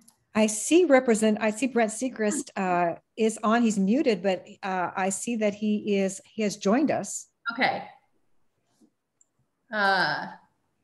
So hopefully he will be able to unmute when we talk. But one of the things, so I really appreciate our legislators' time here. And I know many of you guys, oh, I just got an email from Carrie Koelker. Hold on. Oh, I need to send her the link. Do you want to talk a little bit, Therese, or just everybody? I was supposed to have an intern helping me out today, but that didn't work out. So I apologize for the glitches. Well, maybe I'll just get started while I try to get her on. Let's just go ahead and have each legislator. We'll start with Senator Smith, you're first on my screen, and kind of just give a little background about yourself and the committees you serve on, and then maybe just tell us why you ran for office in the first place. I know you were a supervisor before, but and then we'll go to Representative James next. Sure. Well, thank you. And, you know, I did enjoy the conversation this morning. I was in and out working in my office, so I was able to hear some of the discussion, and I just think I love your priorities. I just want to start with that. I'm from Sioux City. I was a county supervisor previous to being a senator, and previous to that, I was a speech pathologist, and I worked in K-12 education, and I worked for the AEA. Currently, I'm ranking member of Education Appropriations. I sit on education. You know, it's probably what drove me to run for office, if I may say that part right now, because I believe that public education is the way we can, you know, give families and kids a step up. So that's a big interest area of mine. So please reach out in that area, no matter if you're in my, you know, live by me or not. I appreciate ideas, thoughts, and things we can do to move forward. Also, I'm ranking member of local government. I think that was a good fit for me as well, since I was a county supervisor. So I feel like I was able to hit the ground running on that committee. I sit on agriculture, even though up until redistricting, I had 0 agriculture or rural area in my district. I was a very compact, you know, urban district, but now I do have one small town and some farmland. And so I think I'm excited about my appointment on agriculture, and I've been interested in that. So welcome, I want to welcome all new folks to Senate District 1, which I'll be number 1 now. And I think that's about it. Other than, you know, I lost in 2016 as a supervisor. A lot of good colleagues lost that year too. That was a tough year if you were a Democrat. Kind of been a tough year ever since that as well. But I sat home, I watched what was going on, and quite honestly, I thought there was a mismatch between who the senator was at the time and what I thought the district needed. And I thought, I think I can win this. I know how to campaign. And so I ran and I won. And so then I had to go and learn how to be a senator, which it is it's an awesome job. It's a tough job. I feel very fortunate. So thank you. Representative James, do you want to go next? Thank you, Amy, and thank you, Therese, and to the league. I see some of my people from Dubuque on here. Jean Cheever, hello, good morning. Sue Wilson. If I missed anyone else from Dubuque, hi. Special hello to you. I am State Representative Lindsay James. I represent Iowa House District 99, which is half of the city of Dubuque, so northeastern Iowa. I'm biased. I think it is the best place in our state. I'm sure my colleagues are going to have something to say about that here in a moment, but maybe I can get Carrie to agree with me. Senator Koelker, she lives in my region too. Yes, I got a thumbs up there. So I have been serving since 2018 in the House chamber. And I jumped into politics from a very different work background. I actually am an ordained Presbyterian pastor, and I have spent my career working on college campuses as a chaplain. So working with Jewish, Christian, Muslim, atheist student groups and doing that work. And after 2016, I felt deeply distressed by the divisiveness in politics and the polarizing that was happening in our country. And I thought, gosh, I am a chaplain who works with people who have very different worldviews, trying to bring them together across difference. And what would it look like for me to use my training in that and in nonviolent communication to try to bring different political worldviews together to get some things done for our state. And so that is why I jumped into the race, along with a conversation I had with my then 6-year-old daughter, who was the inspiration to kind of move me in this direction. And since then have been really grateful to do this work. It's an incredible job, and our ability to actually be a part of shaping our state for generations to come is one of my deepest honors. So I serve on, I'm getting my list here so I don't forget any, Ways and Means, Government Oversight, Economic Growth, Agriculture, Administration and Rules. I am newly appointed to the Mental Health and Disability Service Commission, and I was appointed by unanimously by my House colleagues to be the House Democratic Whip, which sounds kind of intimidating. What really does that actually mean? It just basically means, I'm number 2 in command in the House Democrats. So I get to work with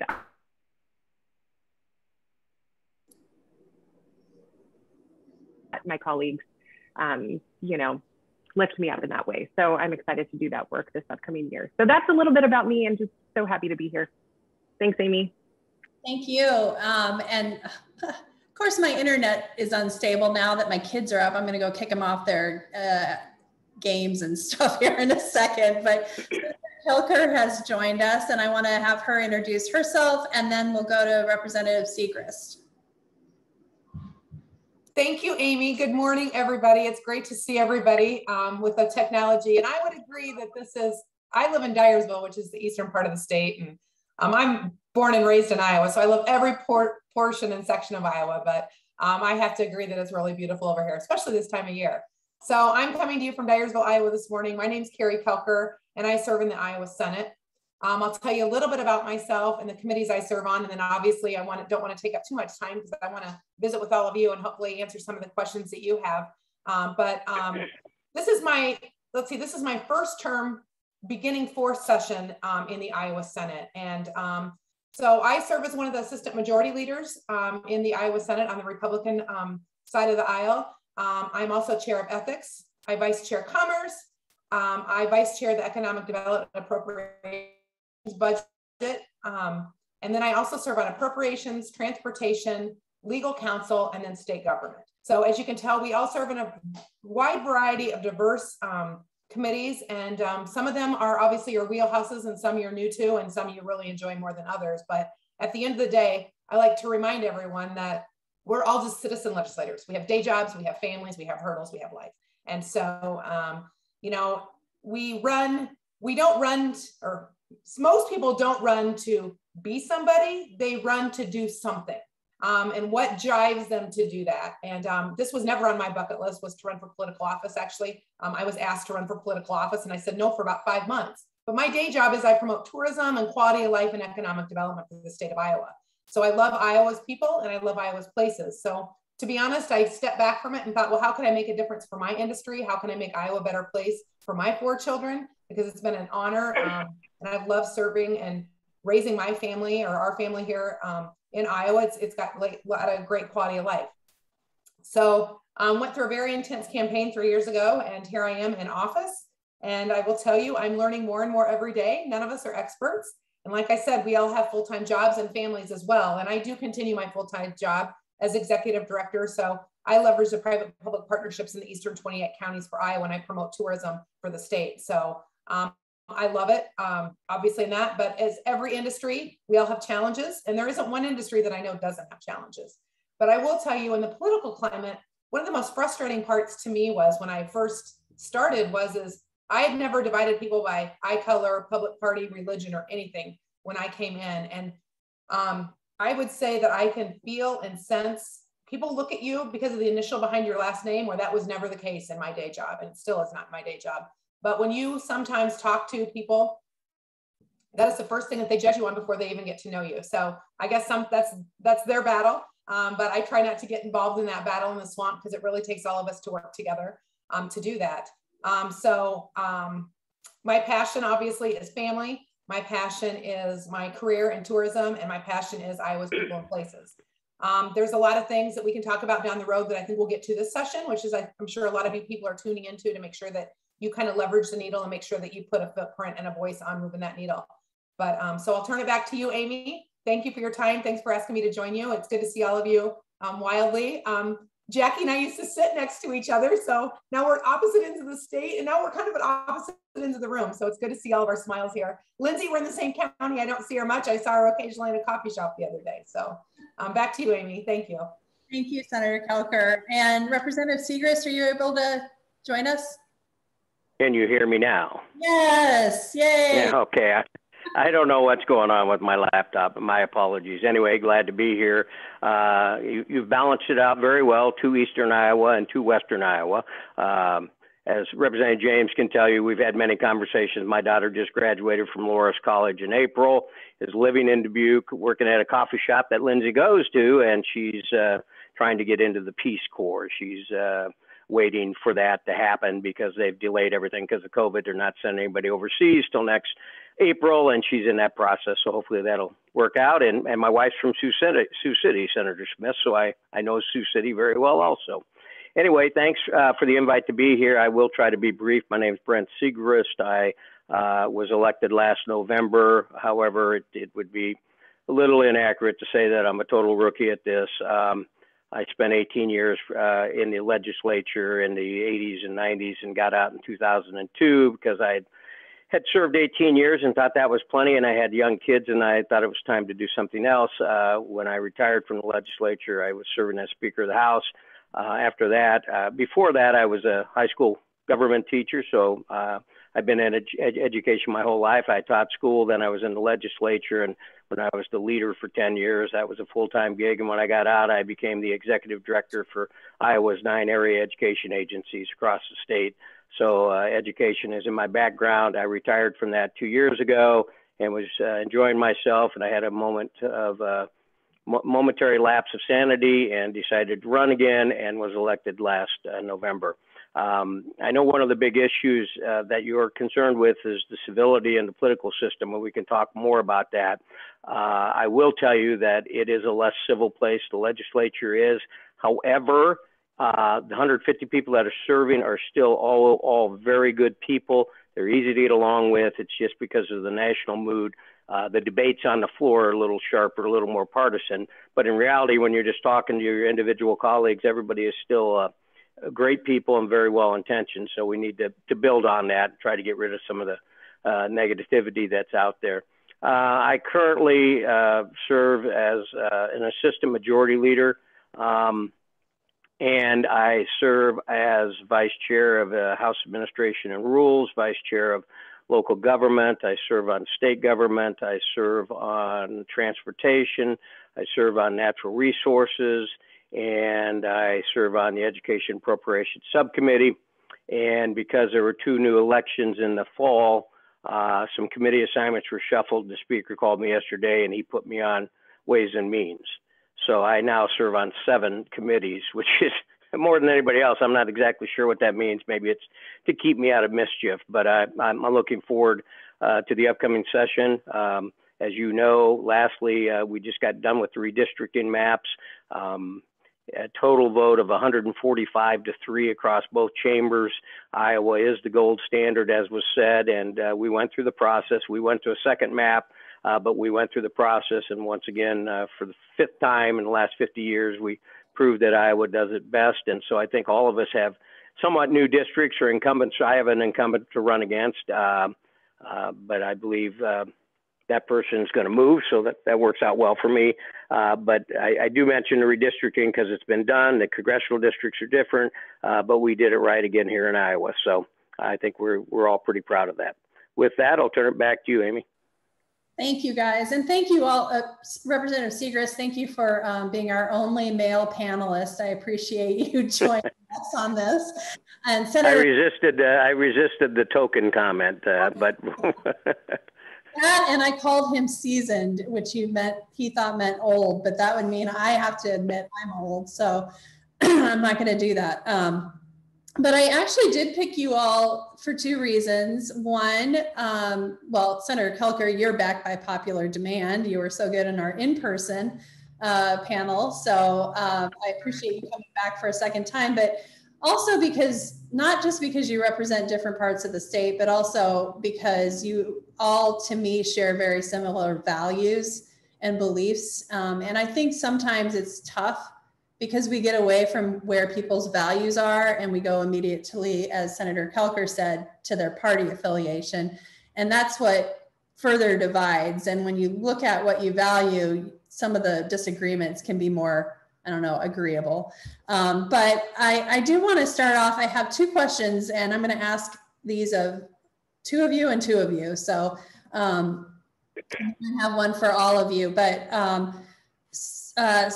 Representative Siegrist and Senator Smith, you both serve on the education committees.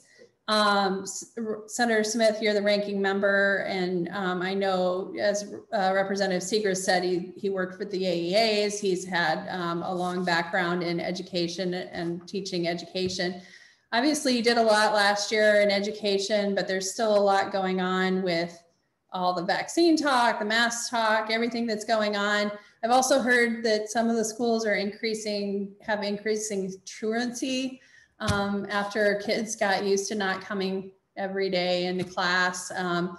And so I don't know, we have a lot of retired and ongoing educators in the league. I just wanted to know your thoughts, Representative Siegrist and Senator Smith, what you see coming forward next session in education and with education policy and funding. Well, I can start, Senator Smith, and then you can correct me. So you know, funding is always going to be one of the major issues that's coming forth. And so whatever what we used to call the allowable growth, but the school supplemental aid, SSA, whatever that figure is going to be one of the critical issues I think that we have facing us. So as everybody on the call probably knows, the economy in Iowa and the budget's in pretty good shape. But nonetheless, you have to be diligent when you're looking at money to spend. The governor last year said she was going to recommend a 2.5% SSA. To be honest with you, I don't think she'll recommend that because that would be based off of all the kids coming back to school, and many of them were not in school last year, and it's based on a per pupil formula. So I think educators would be absolutely astoundedly and thrilled if she did 2.5%, because that'd be about 120 million additional dollars, and I don't see that happening. But hopefully we will be able to come to a figure that is a reasonable amount of money that would go into schools. As it relates to some of the other issues you raised, I think we will continue to look for ways to find some more money for mental health services at our schools. Those are extremely important. They were only made worse by the COVID situation. The AAs, which I'm intimately familiar with, there has been money the last 2 years going to the AAA system to help with mental health services across the statewide school system. I think that is something we need to spend some time and look, see if there's some investment we can do to continue to move towards more mental health services for our students. Because that's, as I travel the state in my AA role, that was the number one issue superintendents would bring up with me. I mean, they'd bring up fiscal issues, but they always were talking about the mental health costs, the mental health problems they were having, and how they had to address it. So I think there has been a focus legislatively on that, not only for school kids, but also adults, and I think that will continue next session. Go ahead, Senator. Well, lots of good comments there, so thank you. You know,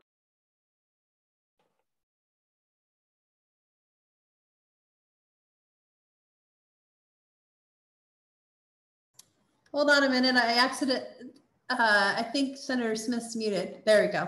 There we go. Hear me now, right? I said I had a meeting a couple days ago with all of the superintendents within Northwest AEA, which I think maybe we had 8 or 9 superintendents on there.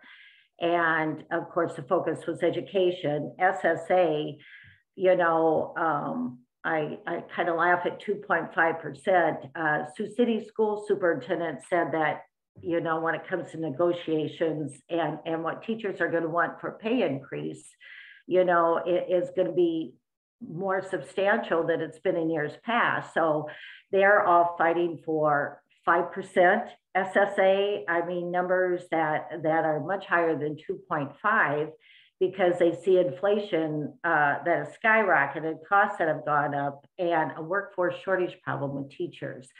So it's one of the first things we deal with is SSA numbers, as you know. Part of that is to signify the importance that school funding is to Iowa and traditionally has been. So we get it out of the way early so we know what we can spend on other programs.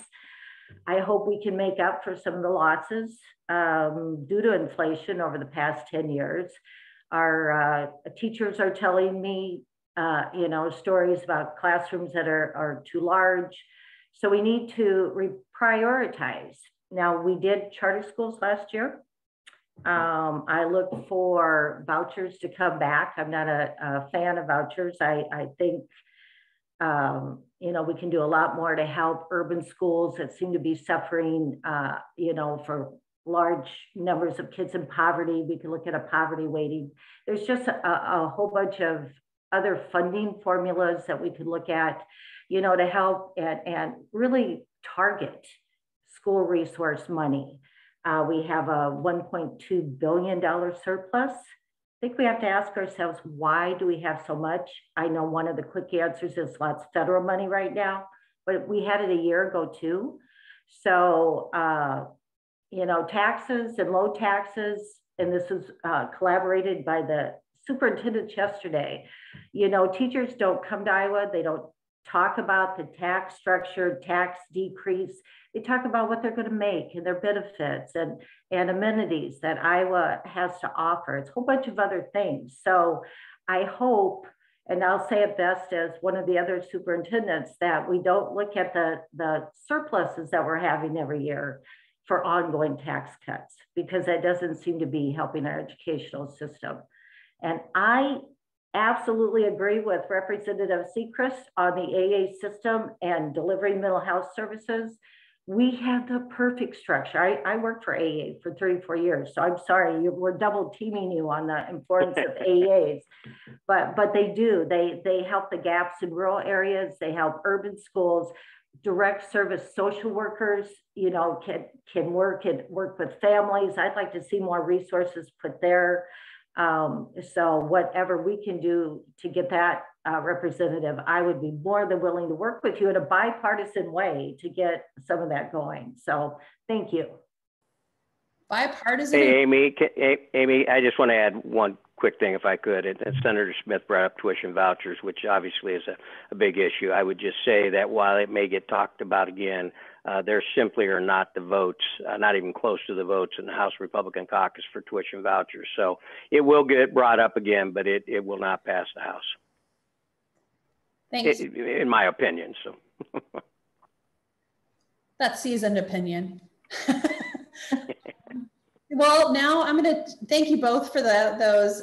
We really appreciate that information. I'm going to put Senator Koelker and Representative James on the hot seat now.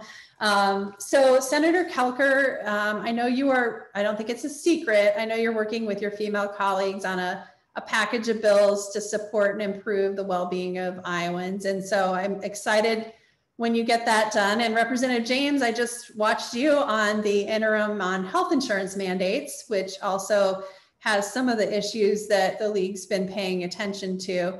I'm not going to get into the divisive topics on women's health, but I do want to ask about two bills that I think I've seen a lot of bipartisan support around, and then anything else that you might see coming forward. But infertility coverage by health insurance plans is one of those that I know has been discussed. And as the parent who went through infertility treatment, I know how expensive that is. And then access to contraceptives, the governor's proposal, and that has been discussed for a couple of years, but not passed, that makes it easier for accessing those contraceptives through a pharmacy.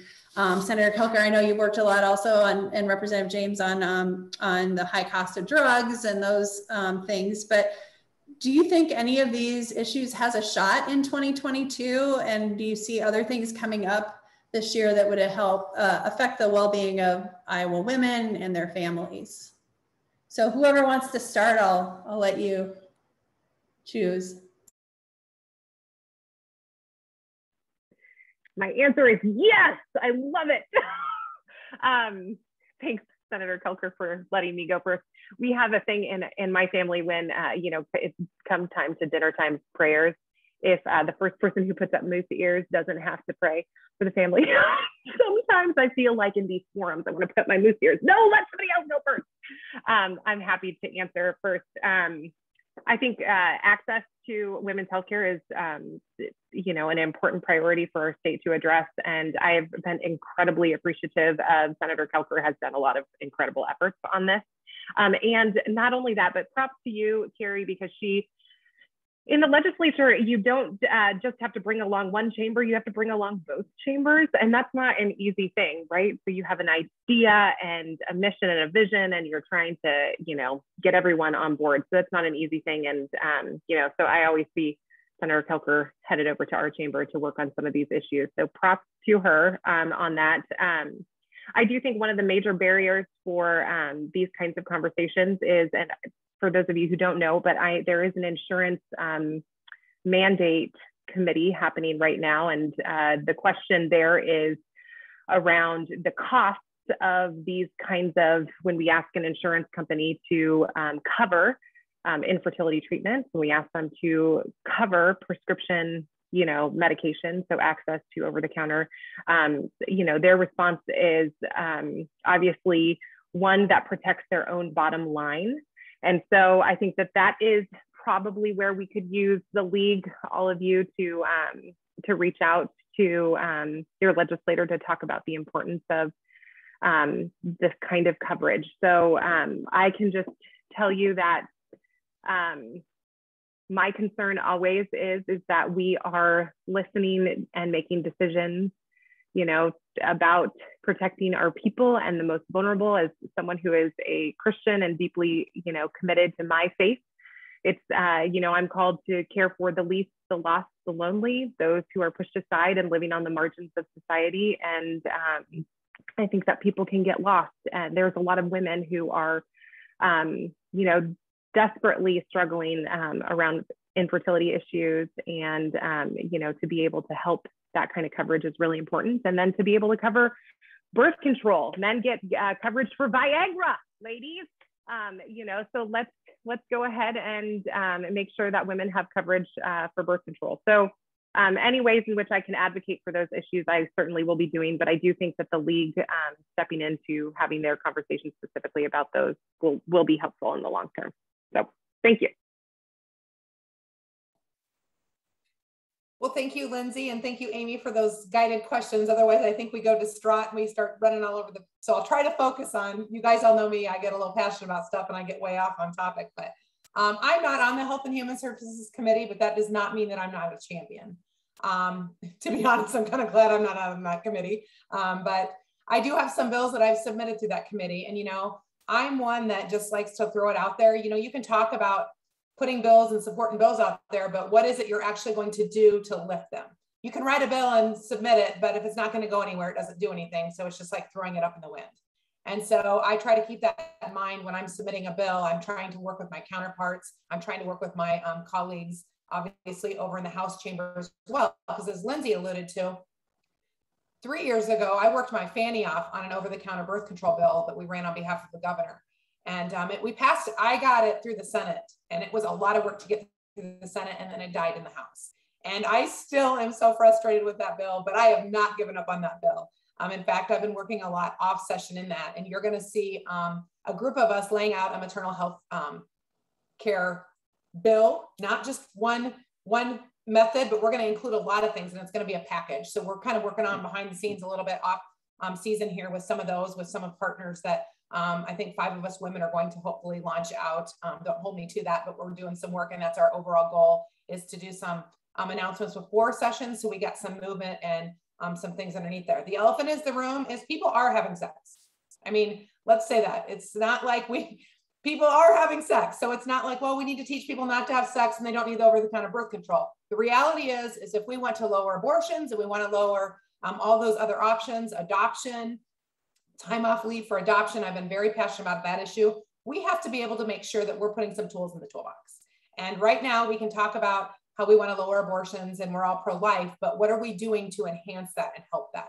So that is where 5 of us women have stepped back and really said, how can we aggressively put a package together that covers all fronts of that, from adoption to over-the-counter birth control to making sure that people are educated and the realization of that people do need help in that arena because people are having sex. So anyway, hate to get down on that, but it's reality. Let's face it. We all need to live in the reality of what's happening now. We aren't living in the reality of what happened in the 1950s and the 1960s. And unfortunately, times have changed, but we need to adapt to that and make sure that we are taking care of people so they're not in those vulnerable positions if they choose not to do that in advance. So another thing I'll just mention now, because I don't know if we'll talk about it again, but it is the insulin bill. You know, I passed that 3 years ago unanimously in the Senate, and then it went over and died in the House. And I'm not blaming the House for any of this. I'm just telling you, sometimes when you launch a bill, they don't happen in 1 year. And so sometimes you learn and you grow from it, and you have to package stuff together. And I'm one that doesn't want to do a bill just to make it be a feel-good bill. And at the end of the day, it doesn't do anything for the patient or the consumer or our constituent. For example, a perfect example is the insulin bill. There was a few bills out there this past year that passed. They didn't do anything. They didn't do anything. So I call them those feel-good bills.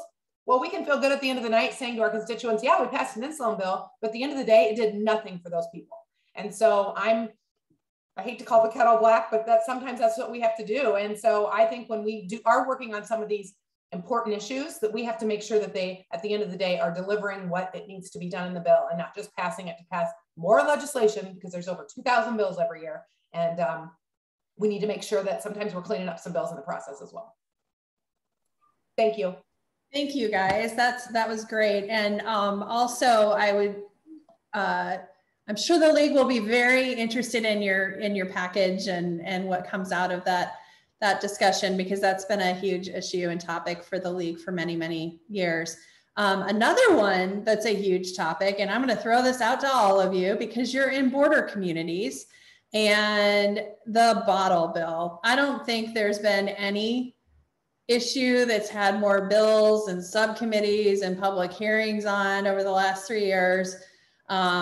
You know, the bottle bill seems to just incite all of that. We had really good discussions. League has been really fortunate to have some of our experts on this be able to be on those subcommittees, because you've done them virtually. And I want to encourage you to encourage your leaders to do those virtually still, maybe not 100% virtually, but I know that a lot of the members here really appreciated being able to participate without having to come to Des Moines. But some of you serve on natural resources, state government, but I know that when you're in those border communities, that you have other states that do or don't have the bottle bill, and some of you might be in more of the areas that it's not exactly easy to find a spot you represent areas that you might not have a convenient place to drop off. So what do you think is going to happen this year in 2022 after we had 8,000 subcommittee meetings on it over the last 3 years? And do you think anything will happen, or do you think it'll just keep stay the same until you know, a compromise comes up? I know there's been a lot of discussion about it, but it doesn't look like anybody's chomping at the bit to answer that question. Here's what I would say is first off, I would say if we were creating this today, we wouldn't do the bottle bill. I mean, no state has added the bottle bill in years and years and years, because now we do a lot of recycling, and that's easier way to do it and a more efficient way to do it. Having said that, it's an issue that there was a lot of time spent last session as well as previous years. I think they got a little further this last year than any time before, and basically I think what we'll need to have happen is that the grocers as well as the distributors are going to have to be agreeable to both toss in about a half cent each, and then a lot of that will go to the local recycling centers to help defray their costs. But I'm not well versed in that enough to say where we may end up. I will add this, as you said, we're all on the borders. I actually have 2 bags of bottles in my Mountain Dew bottles in my garage I need to take in. And when I go in Council Bluffs, we have a couple places it's pretty easy to do. The lot is always full of Nebraska cars. And so, I mean, part of the run you probably run into on the borders is that we do have a lot of people bringing over cans and bottles that were not purchased in Iowa and getting redeemed. And there is some tension between the distributors and the grocery stores. The distributors say, or the grocery stores in particular say, the distributors making all this money off of bottles and cans that don't go back, which is true, but you also have to factor in there, particularly on borders, a bunch of bottles and cans that they have to pay for that weren't actually bought in Iowa. So it's going to continue to be an issue. I'm not trying to be nebulous here. I'm just not sure where we're going to end up this next session. We need to lock the people in the room and not let them out. And they made progress last year, but they didn't get it done.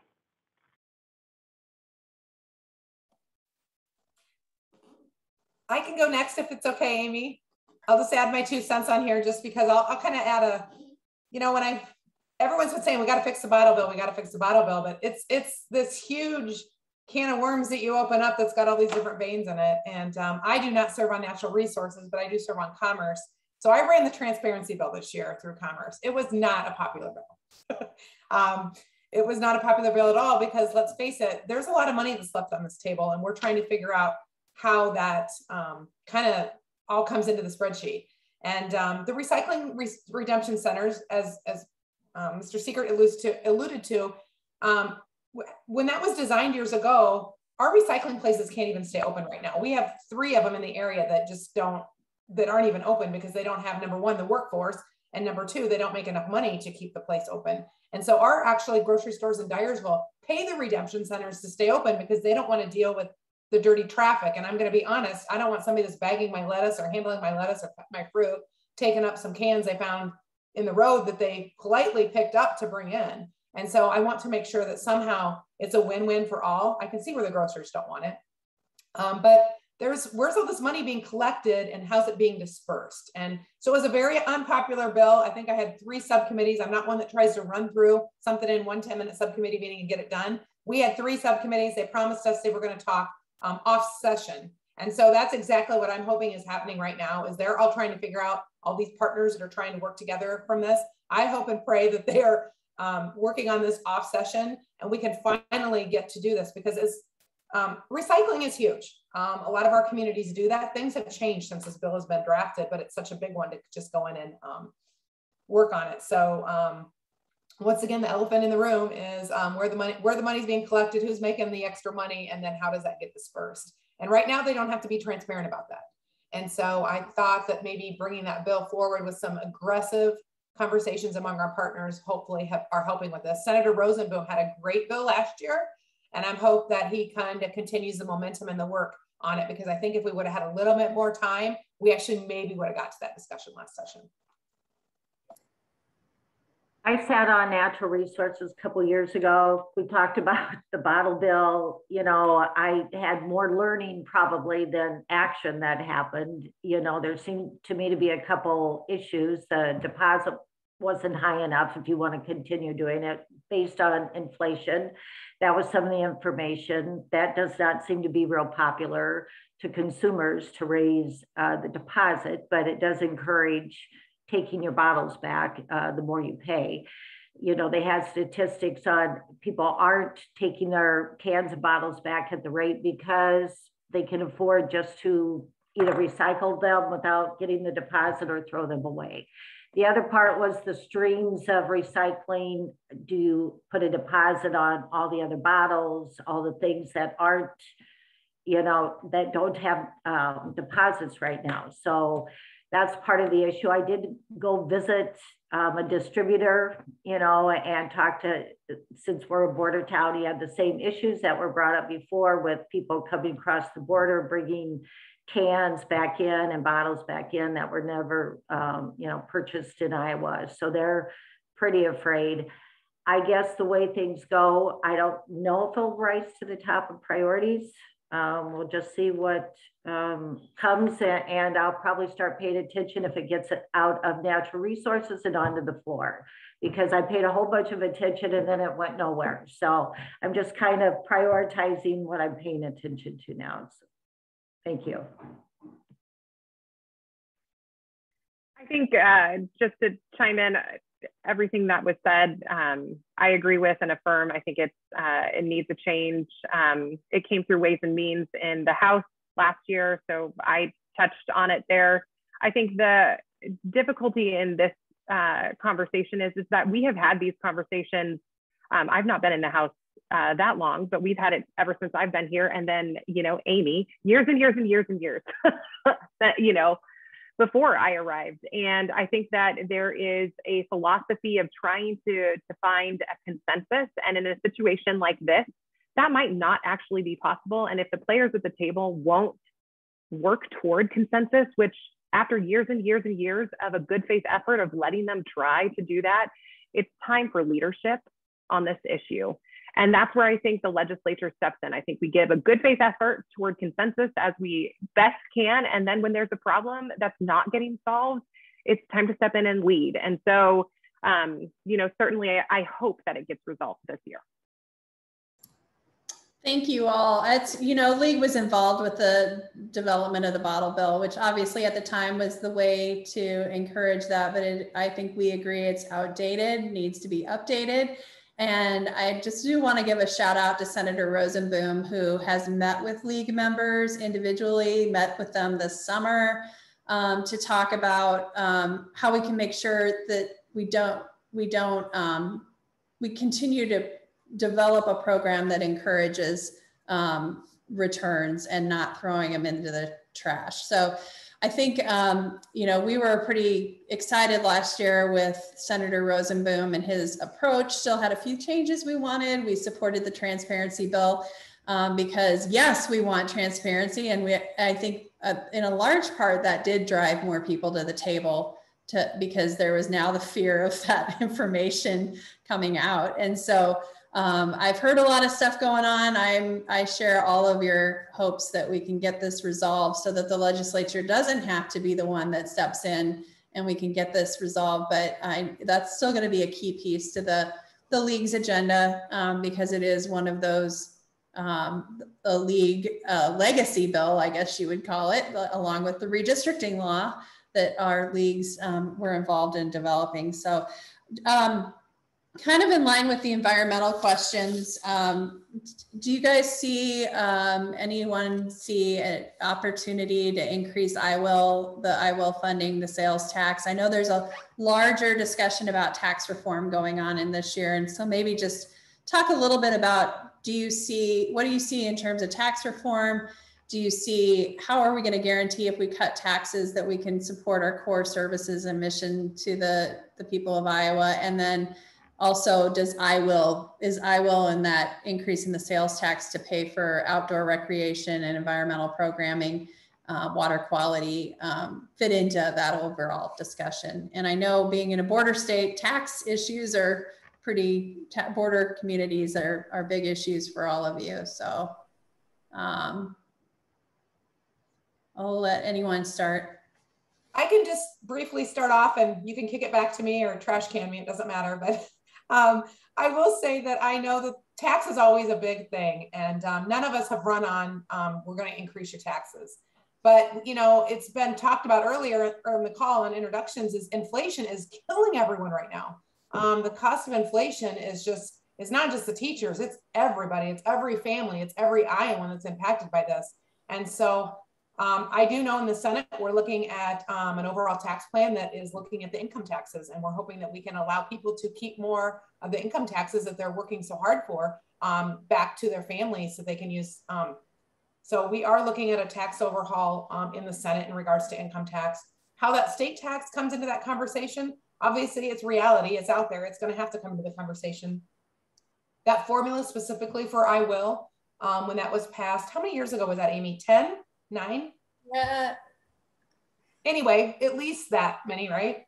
So, you know, everyone comes up and lobbies for IWIL, but that formula and that pattern has changed a little bit. And so I think there's a lot of discussion on, should it be half a penny? And how does that 3/8 of a cent get divided? And everyone wants, you know, a sliver of that 1/8 of a cent or that 5/8 of a cent that's left.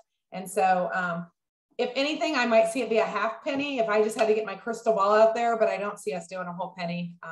You can call me back in May and tell me I was wrong if you want to, but I do promise you that we're working hard on the income tax bills over in the Senate aggressively off session.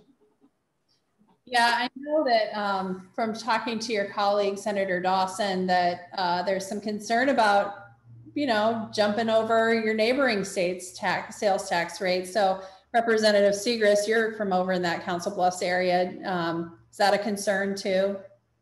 You have? Well, yeah, sure, it's a concern. You're always competing against your neighbors across state. I mean, it's a little different for Council Bluffs because we have Omaha across the area as opposed to South Sioux City or East Dubuque. For goodness sake, that's not particularly good comparison. Omaha is a pretty big area for us to have to compete with. Having said that, I'll go to IWIL first.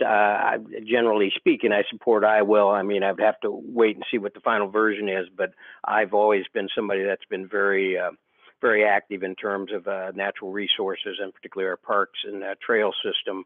One of the things I'm proudest of for my first time through was getting the amount of money that goes into our bike and hiking trails doubled, and that continues to today because that's such a big quality of life issue as well as an economic motivator for us here in the state. So I think I will probably in an election year, if we're going to be just brutally honest, probably doesn't happen.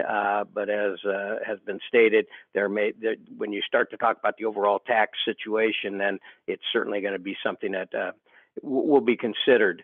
When the speaker called me yesterday, put me on Ways and Means, he wanted to make sure I shared his philosophy, and that philosophy is we need to be not afraid to cut taxes, but we need to be careful when we cut taxes. We have to make sure it's sustainable down the line. And so particularly in the House, we always look at 5-year projections.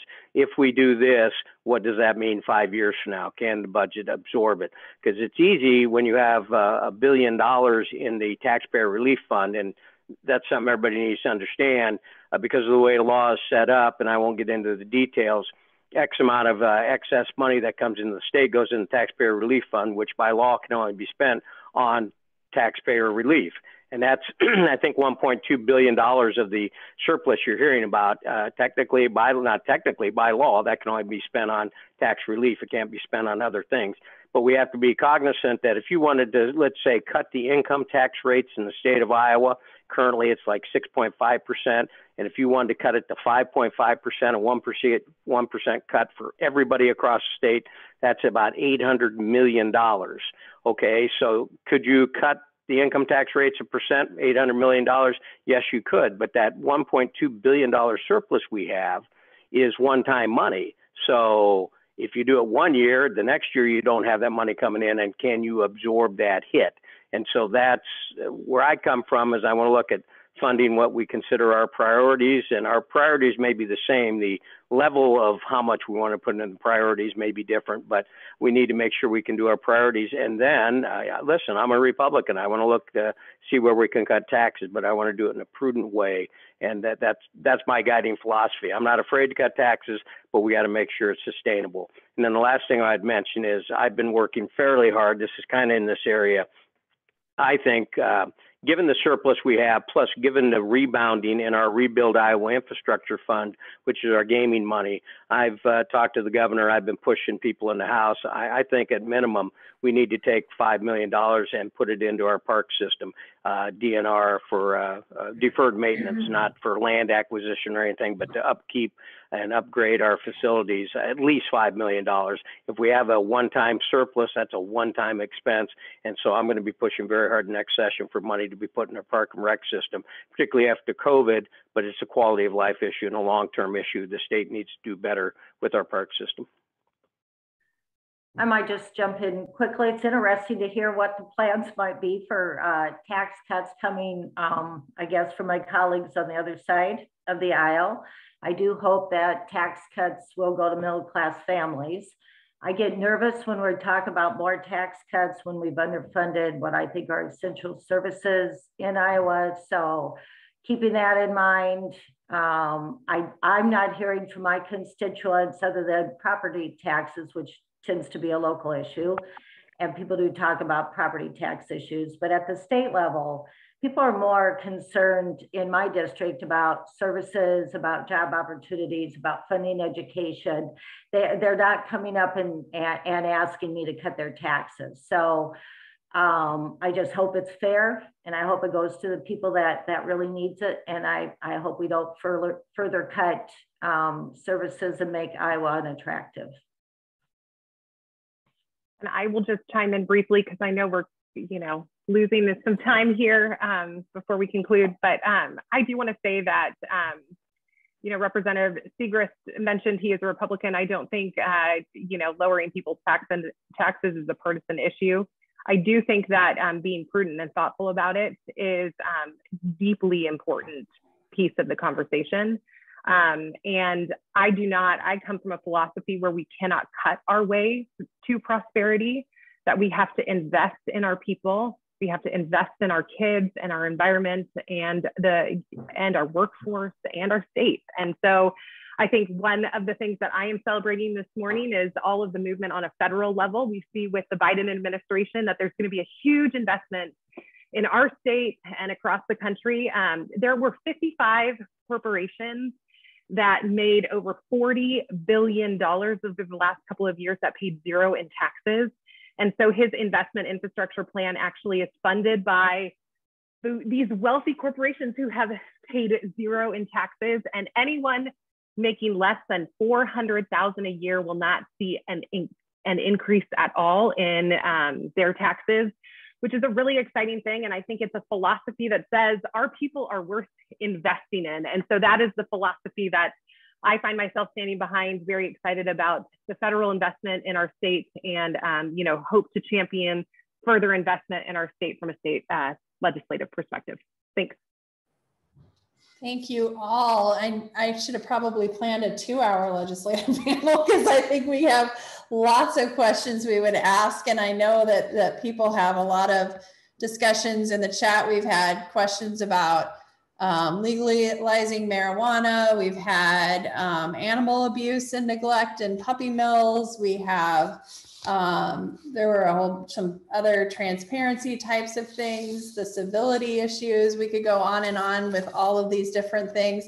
I know I'm going to ask one wrap-up question, but I just want to say that like every group you've heard from, the league has on their priorities workforce. I know that every group you talk to talks about workforce. I mean, childcare is a big issue. Thank you all for doing the childcare legislation you did last year. But if you can't get people to work in the childcare facilities, you don't have access to childcare. So it's running down. We've heard from people in that bridge generation that are caring for an older parent as well as their own kids, and they're stressed with that. And so if you were king of the world and can do anything this session, I know that workforce is a top topic, but on anything, what would you like to see done by the legislature in the next year? And that'll be our wrap question, because I know you all have families and busy things to do. So I'll start with Senator Smith. She's first on my screen. Okay, so this is just, you know, a visioning exercise. So I'm going to focus, since you picked me because of education, I'll keep it around education. How about that? If we could appropriate money, I would say even do have universal pre-K. That would be a wish. Every child would be able to go. I would limit class sizes and give schools the resources, especially in K-3. And I would target high need schools as the first recipients of the money. I would I wouldn't cut the AA funding so much. I would let them keep some of their funds that we've cut every year, and hire direct social workers to go in and help with families with social emotional needs, kids, direct groups, along with you know, connecting them to resources. So I could have a lot of other wish lists, but I'm gonna just stop it at that. And that's what I would do if I were Queen of Iowa. Thank you. All right, Representative James, you're next on my screen. Sure. I love it. I love it. Thank you, Jackie. Investment in our schools is obviously a top priority for me as well. I would say many of you may not know my story, but I am an Iowa transplant. We came here for work. My family came here for work. And so I think recruiting and retaining workforce is an incredibly important topic of conversation for me and our family. I tell people that the Midwest is the hidden gem of our country, and that everyone should come here. And I think because of the workforce shortage, I think we do need to talk about what attracts and retains people to our state. And I think Senator Koelker, you know, in your industry, the tourism industry, protecting our water quality, our trails, our, you know, those kinds of things are really important investments as well. So I could go on and on, Amy, with all the ways in which I would want to invest, but those would be, you know, top two. Senator Koelker, you're next up. Sorry, Representative Siegrist, you're way down on my screen. Get back cleanup, right? He can take everything over. Let's see. Oh, I don't know. My wish list is pretty long, but obviously I think there's a lot of things in Iowa that generate revenue. And I think we really kind of look at things that take away our revenue, but I think we need to look at our revenue investors, and that is quality of life. It's our people. And so how can we invest in our people? You know, as Siegrist alluded to earlier too, it's our trails, it's our communities, but you have to have affordable housing, you have to have quality daycare, you've got to have a workforce. And I have not talked to one industry that isn't struggling in the workforce. And so, you know, when you live in a community, you want to pride yourself on your community and have things available there. But those people are struggling to keep their doors open. I mean, I went to the gas station the other night and said, sorry, we're closed. It was at 8 o'clock and after. And so there's a lot of things that are working. and not working. And I just want to remind everyone, we do fund our education system. It hasn't been cut since 2010. And you know, we have a pie. And let's all face it, we all have it at home, whether it's our personal checkbooks or state checkbook, but we have a pie, and education takes a little over 60% of that entire pie. And we do need to invest in our children, and I'm glad that we're able to do that. We're what, the 8th highest teacher paid in the nation. So I hope that we can keep the momentum from schools to elderly to quality of life at all levels. Thank you. And Representative Siegrist. The seasoned one, yes, thank you, Amy. I appreciate that. Listen, I probably don't disagree with anything that has been said from the previous three people, but you asked for our particular ones. As I indicated, I think the quality of life issues are extremely important here in Iowa, particularly our park and recreational system. Education funding is important. It's been my life. Now we can disagree on how much that is or what it means, but certainly we need to make sure that we're making investments there. And one thing we haven't mentioned is particularly in our community colleges.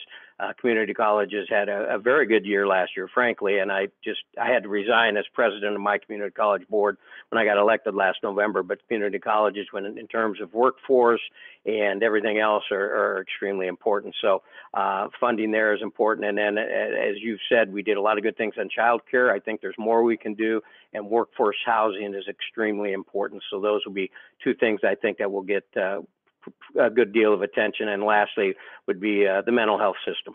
And again, we've made good strides there, bipartisan strides, but there's more to be done there. So as Carrie mentioned, you have a set pie, and I can tell you from being a former speaker, majority leader, your days are split into 15-minute segments of people coming in and asking for money for every one of their projects, and almost all of them are good. But in the end, you pick and choose, and it's a hard balancing act. But I suspect we will have a pretty good year next year. I think the economy is doing all right, and hopefully we'll make the proper investments to keep that humming along.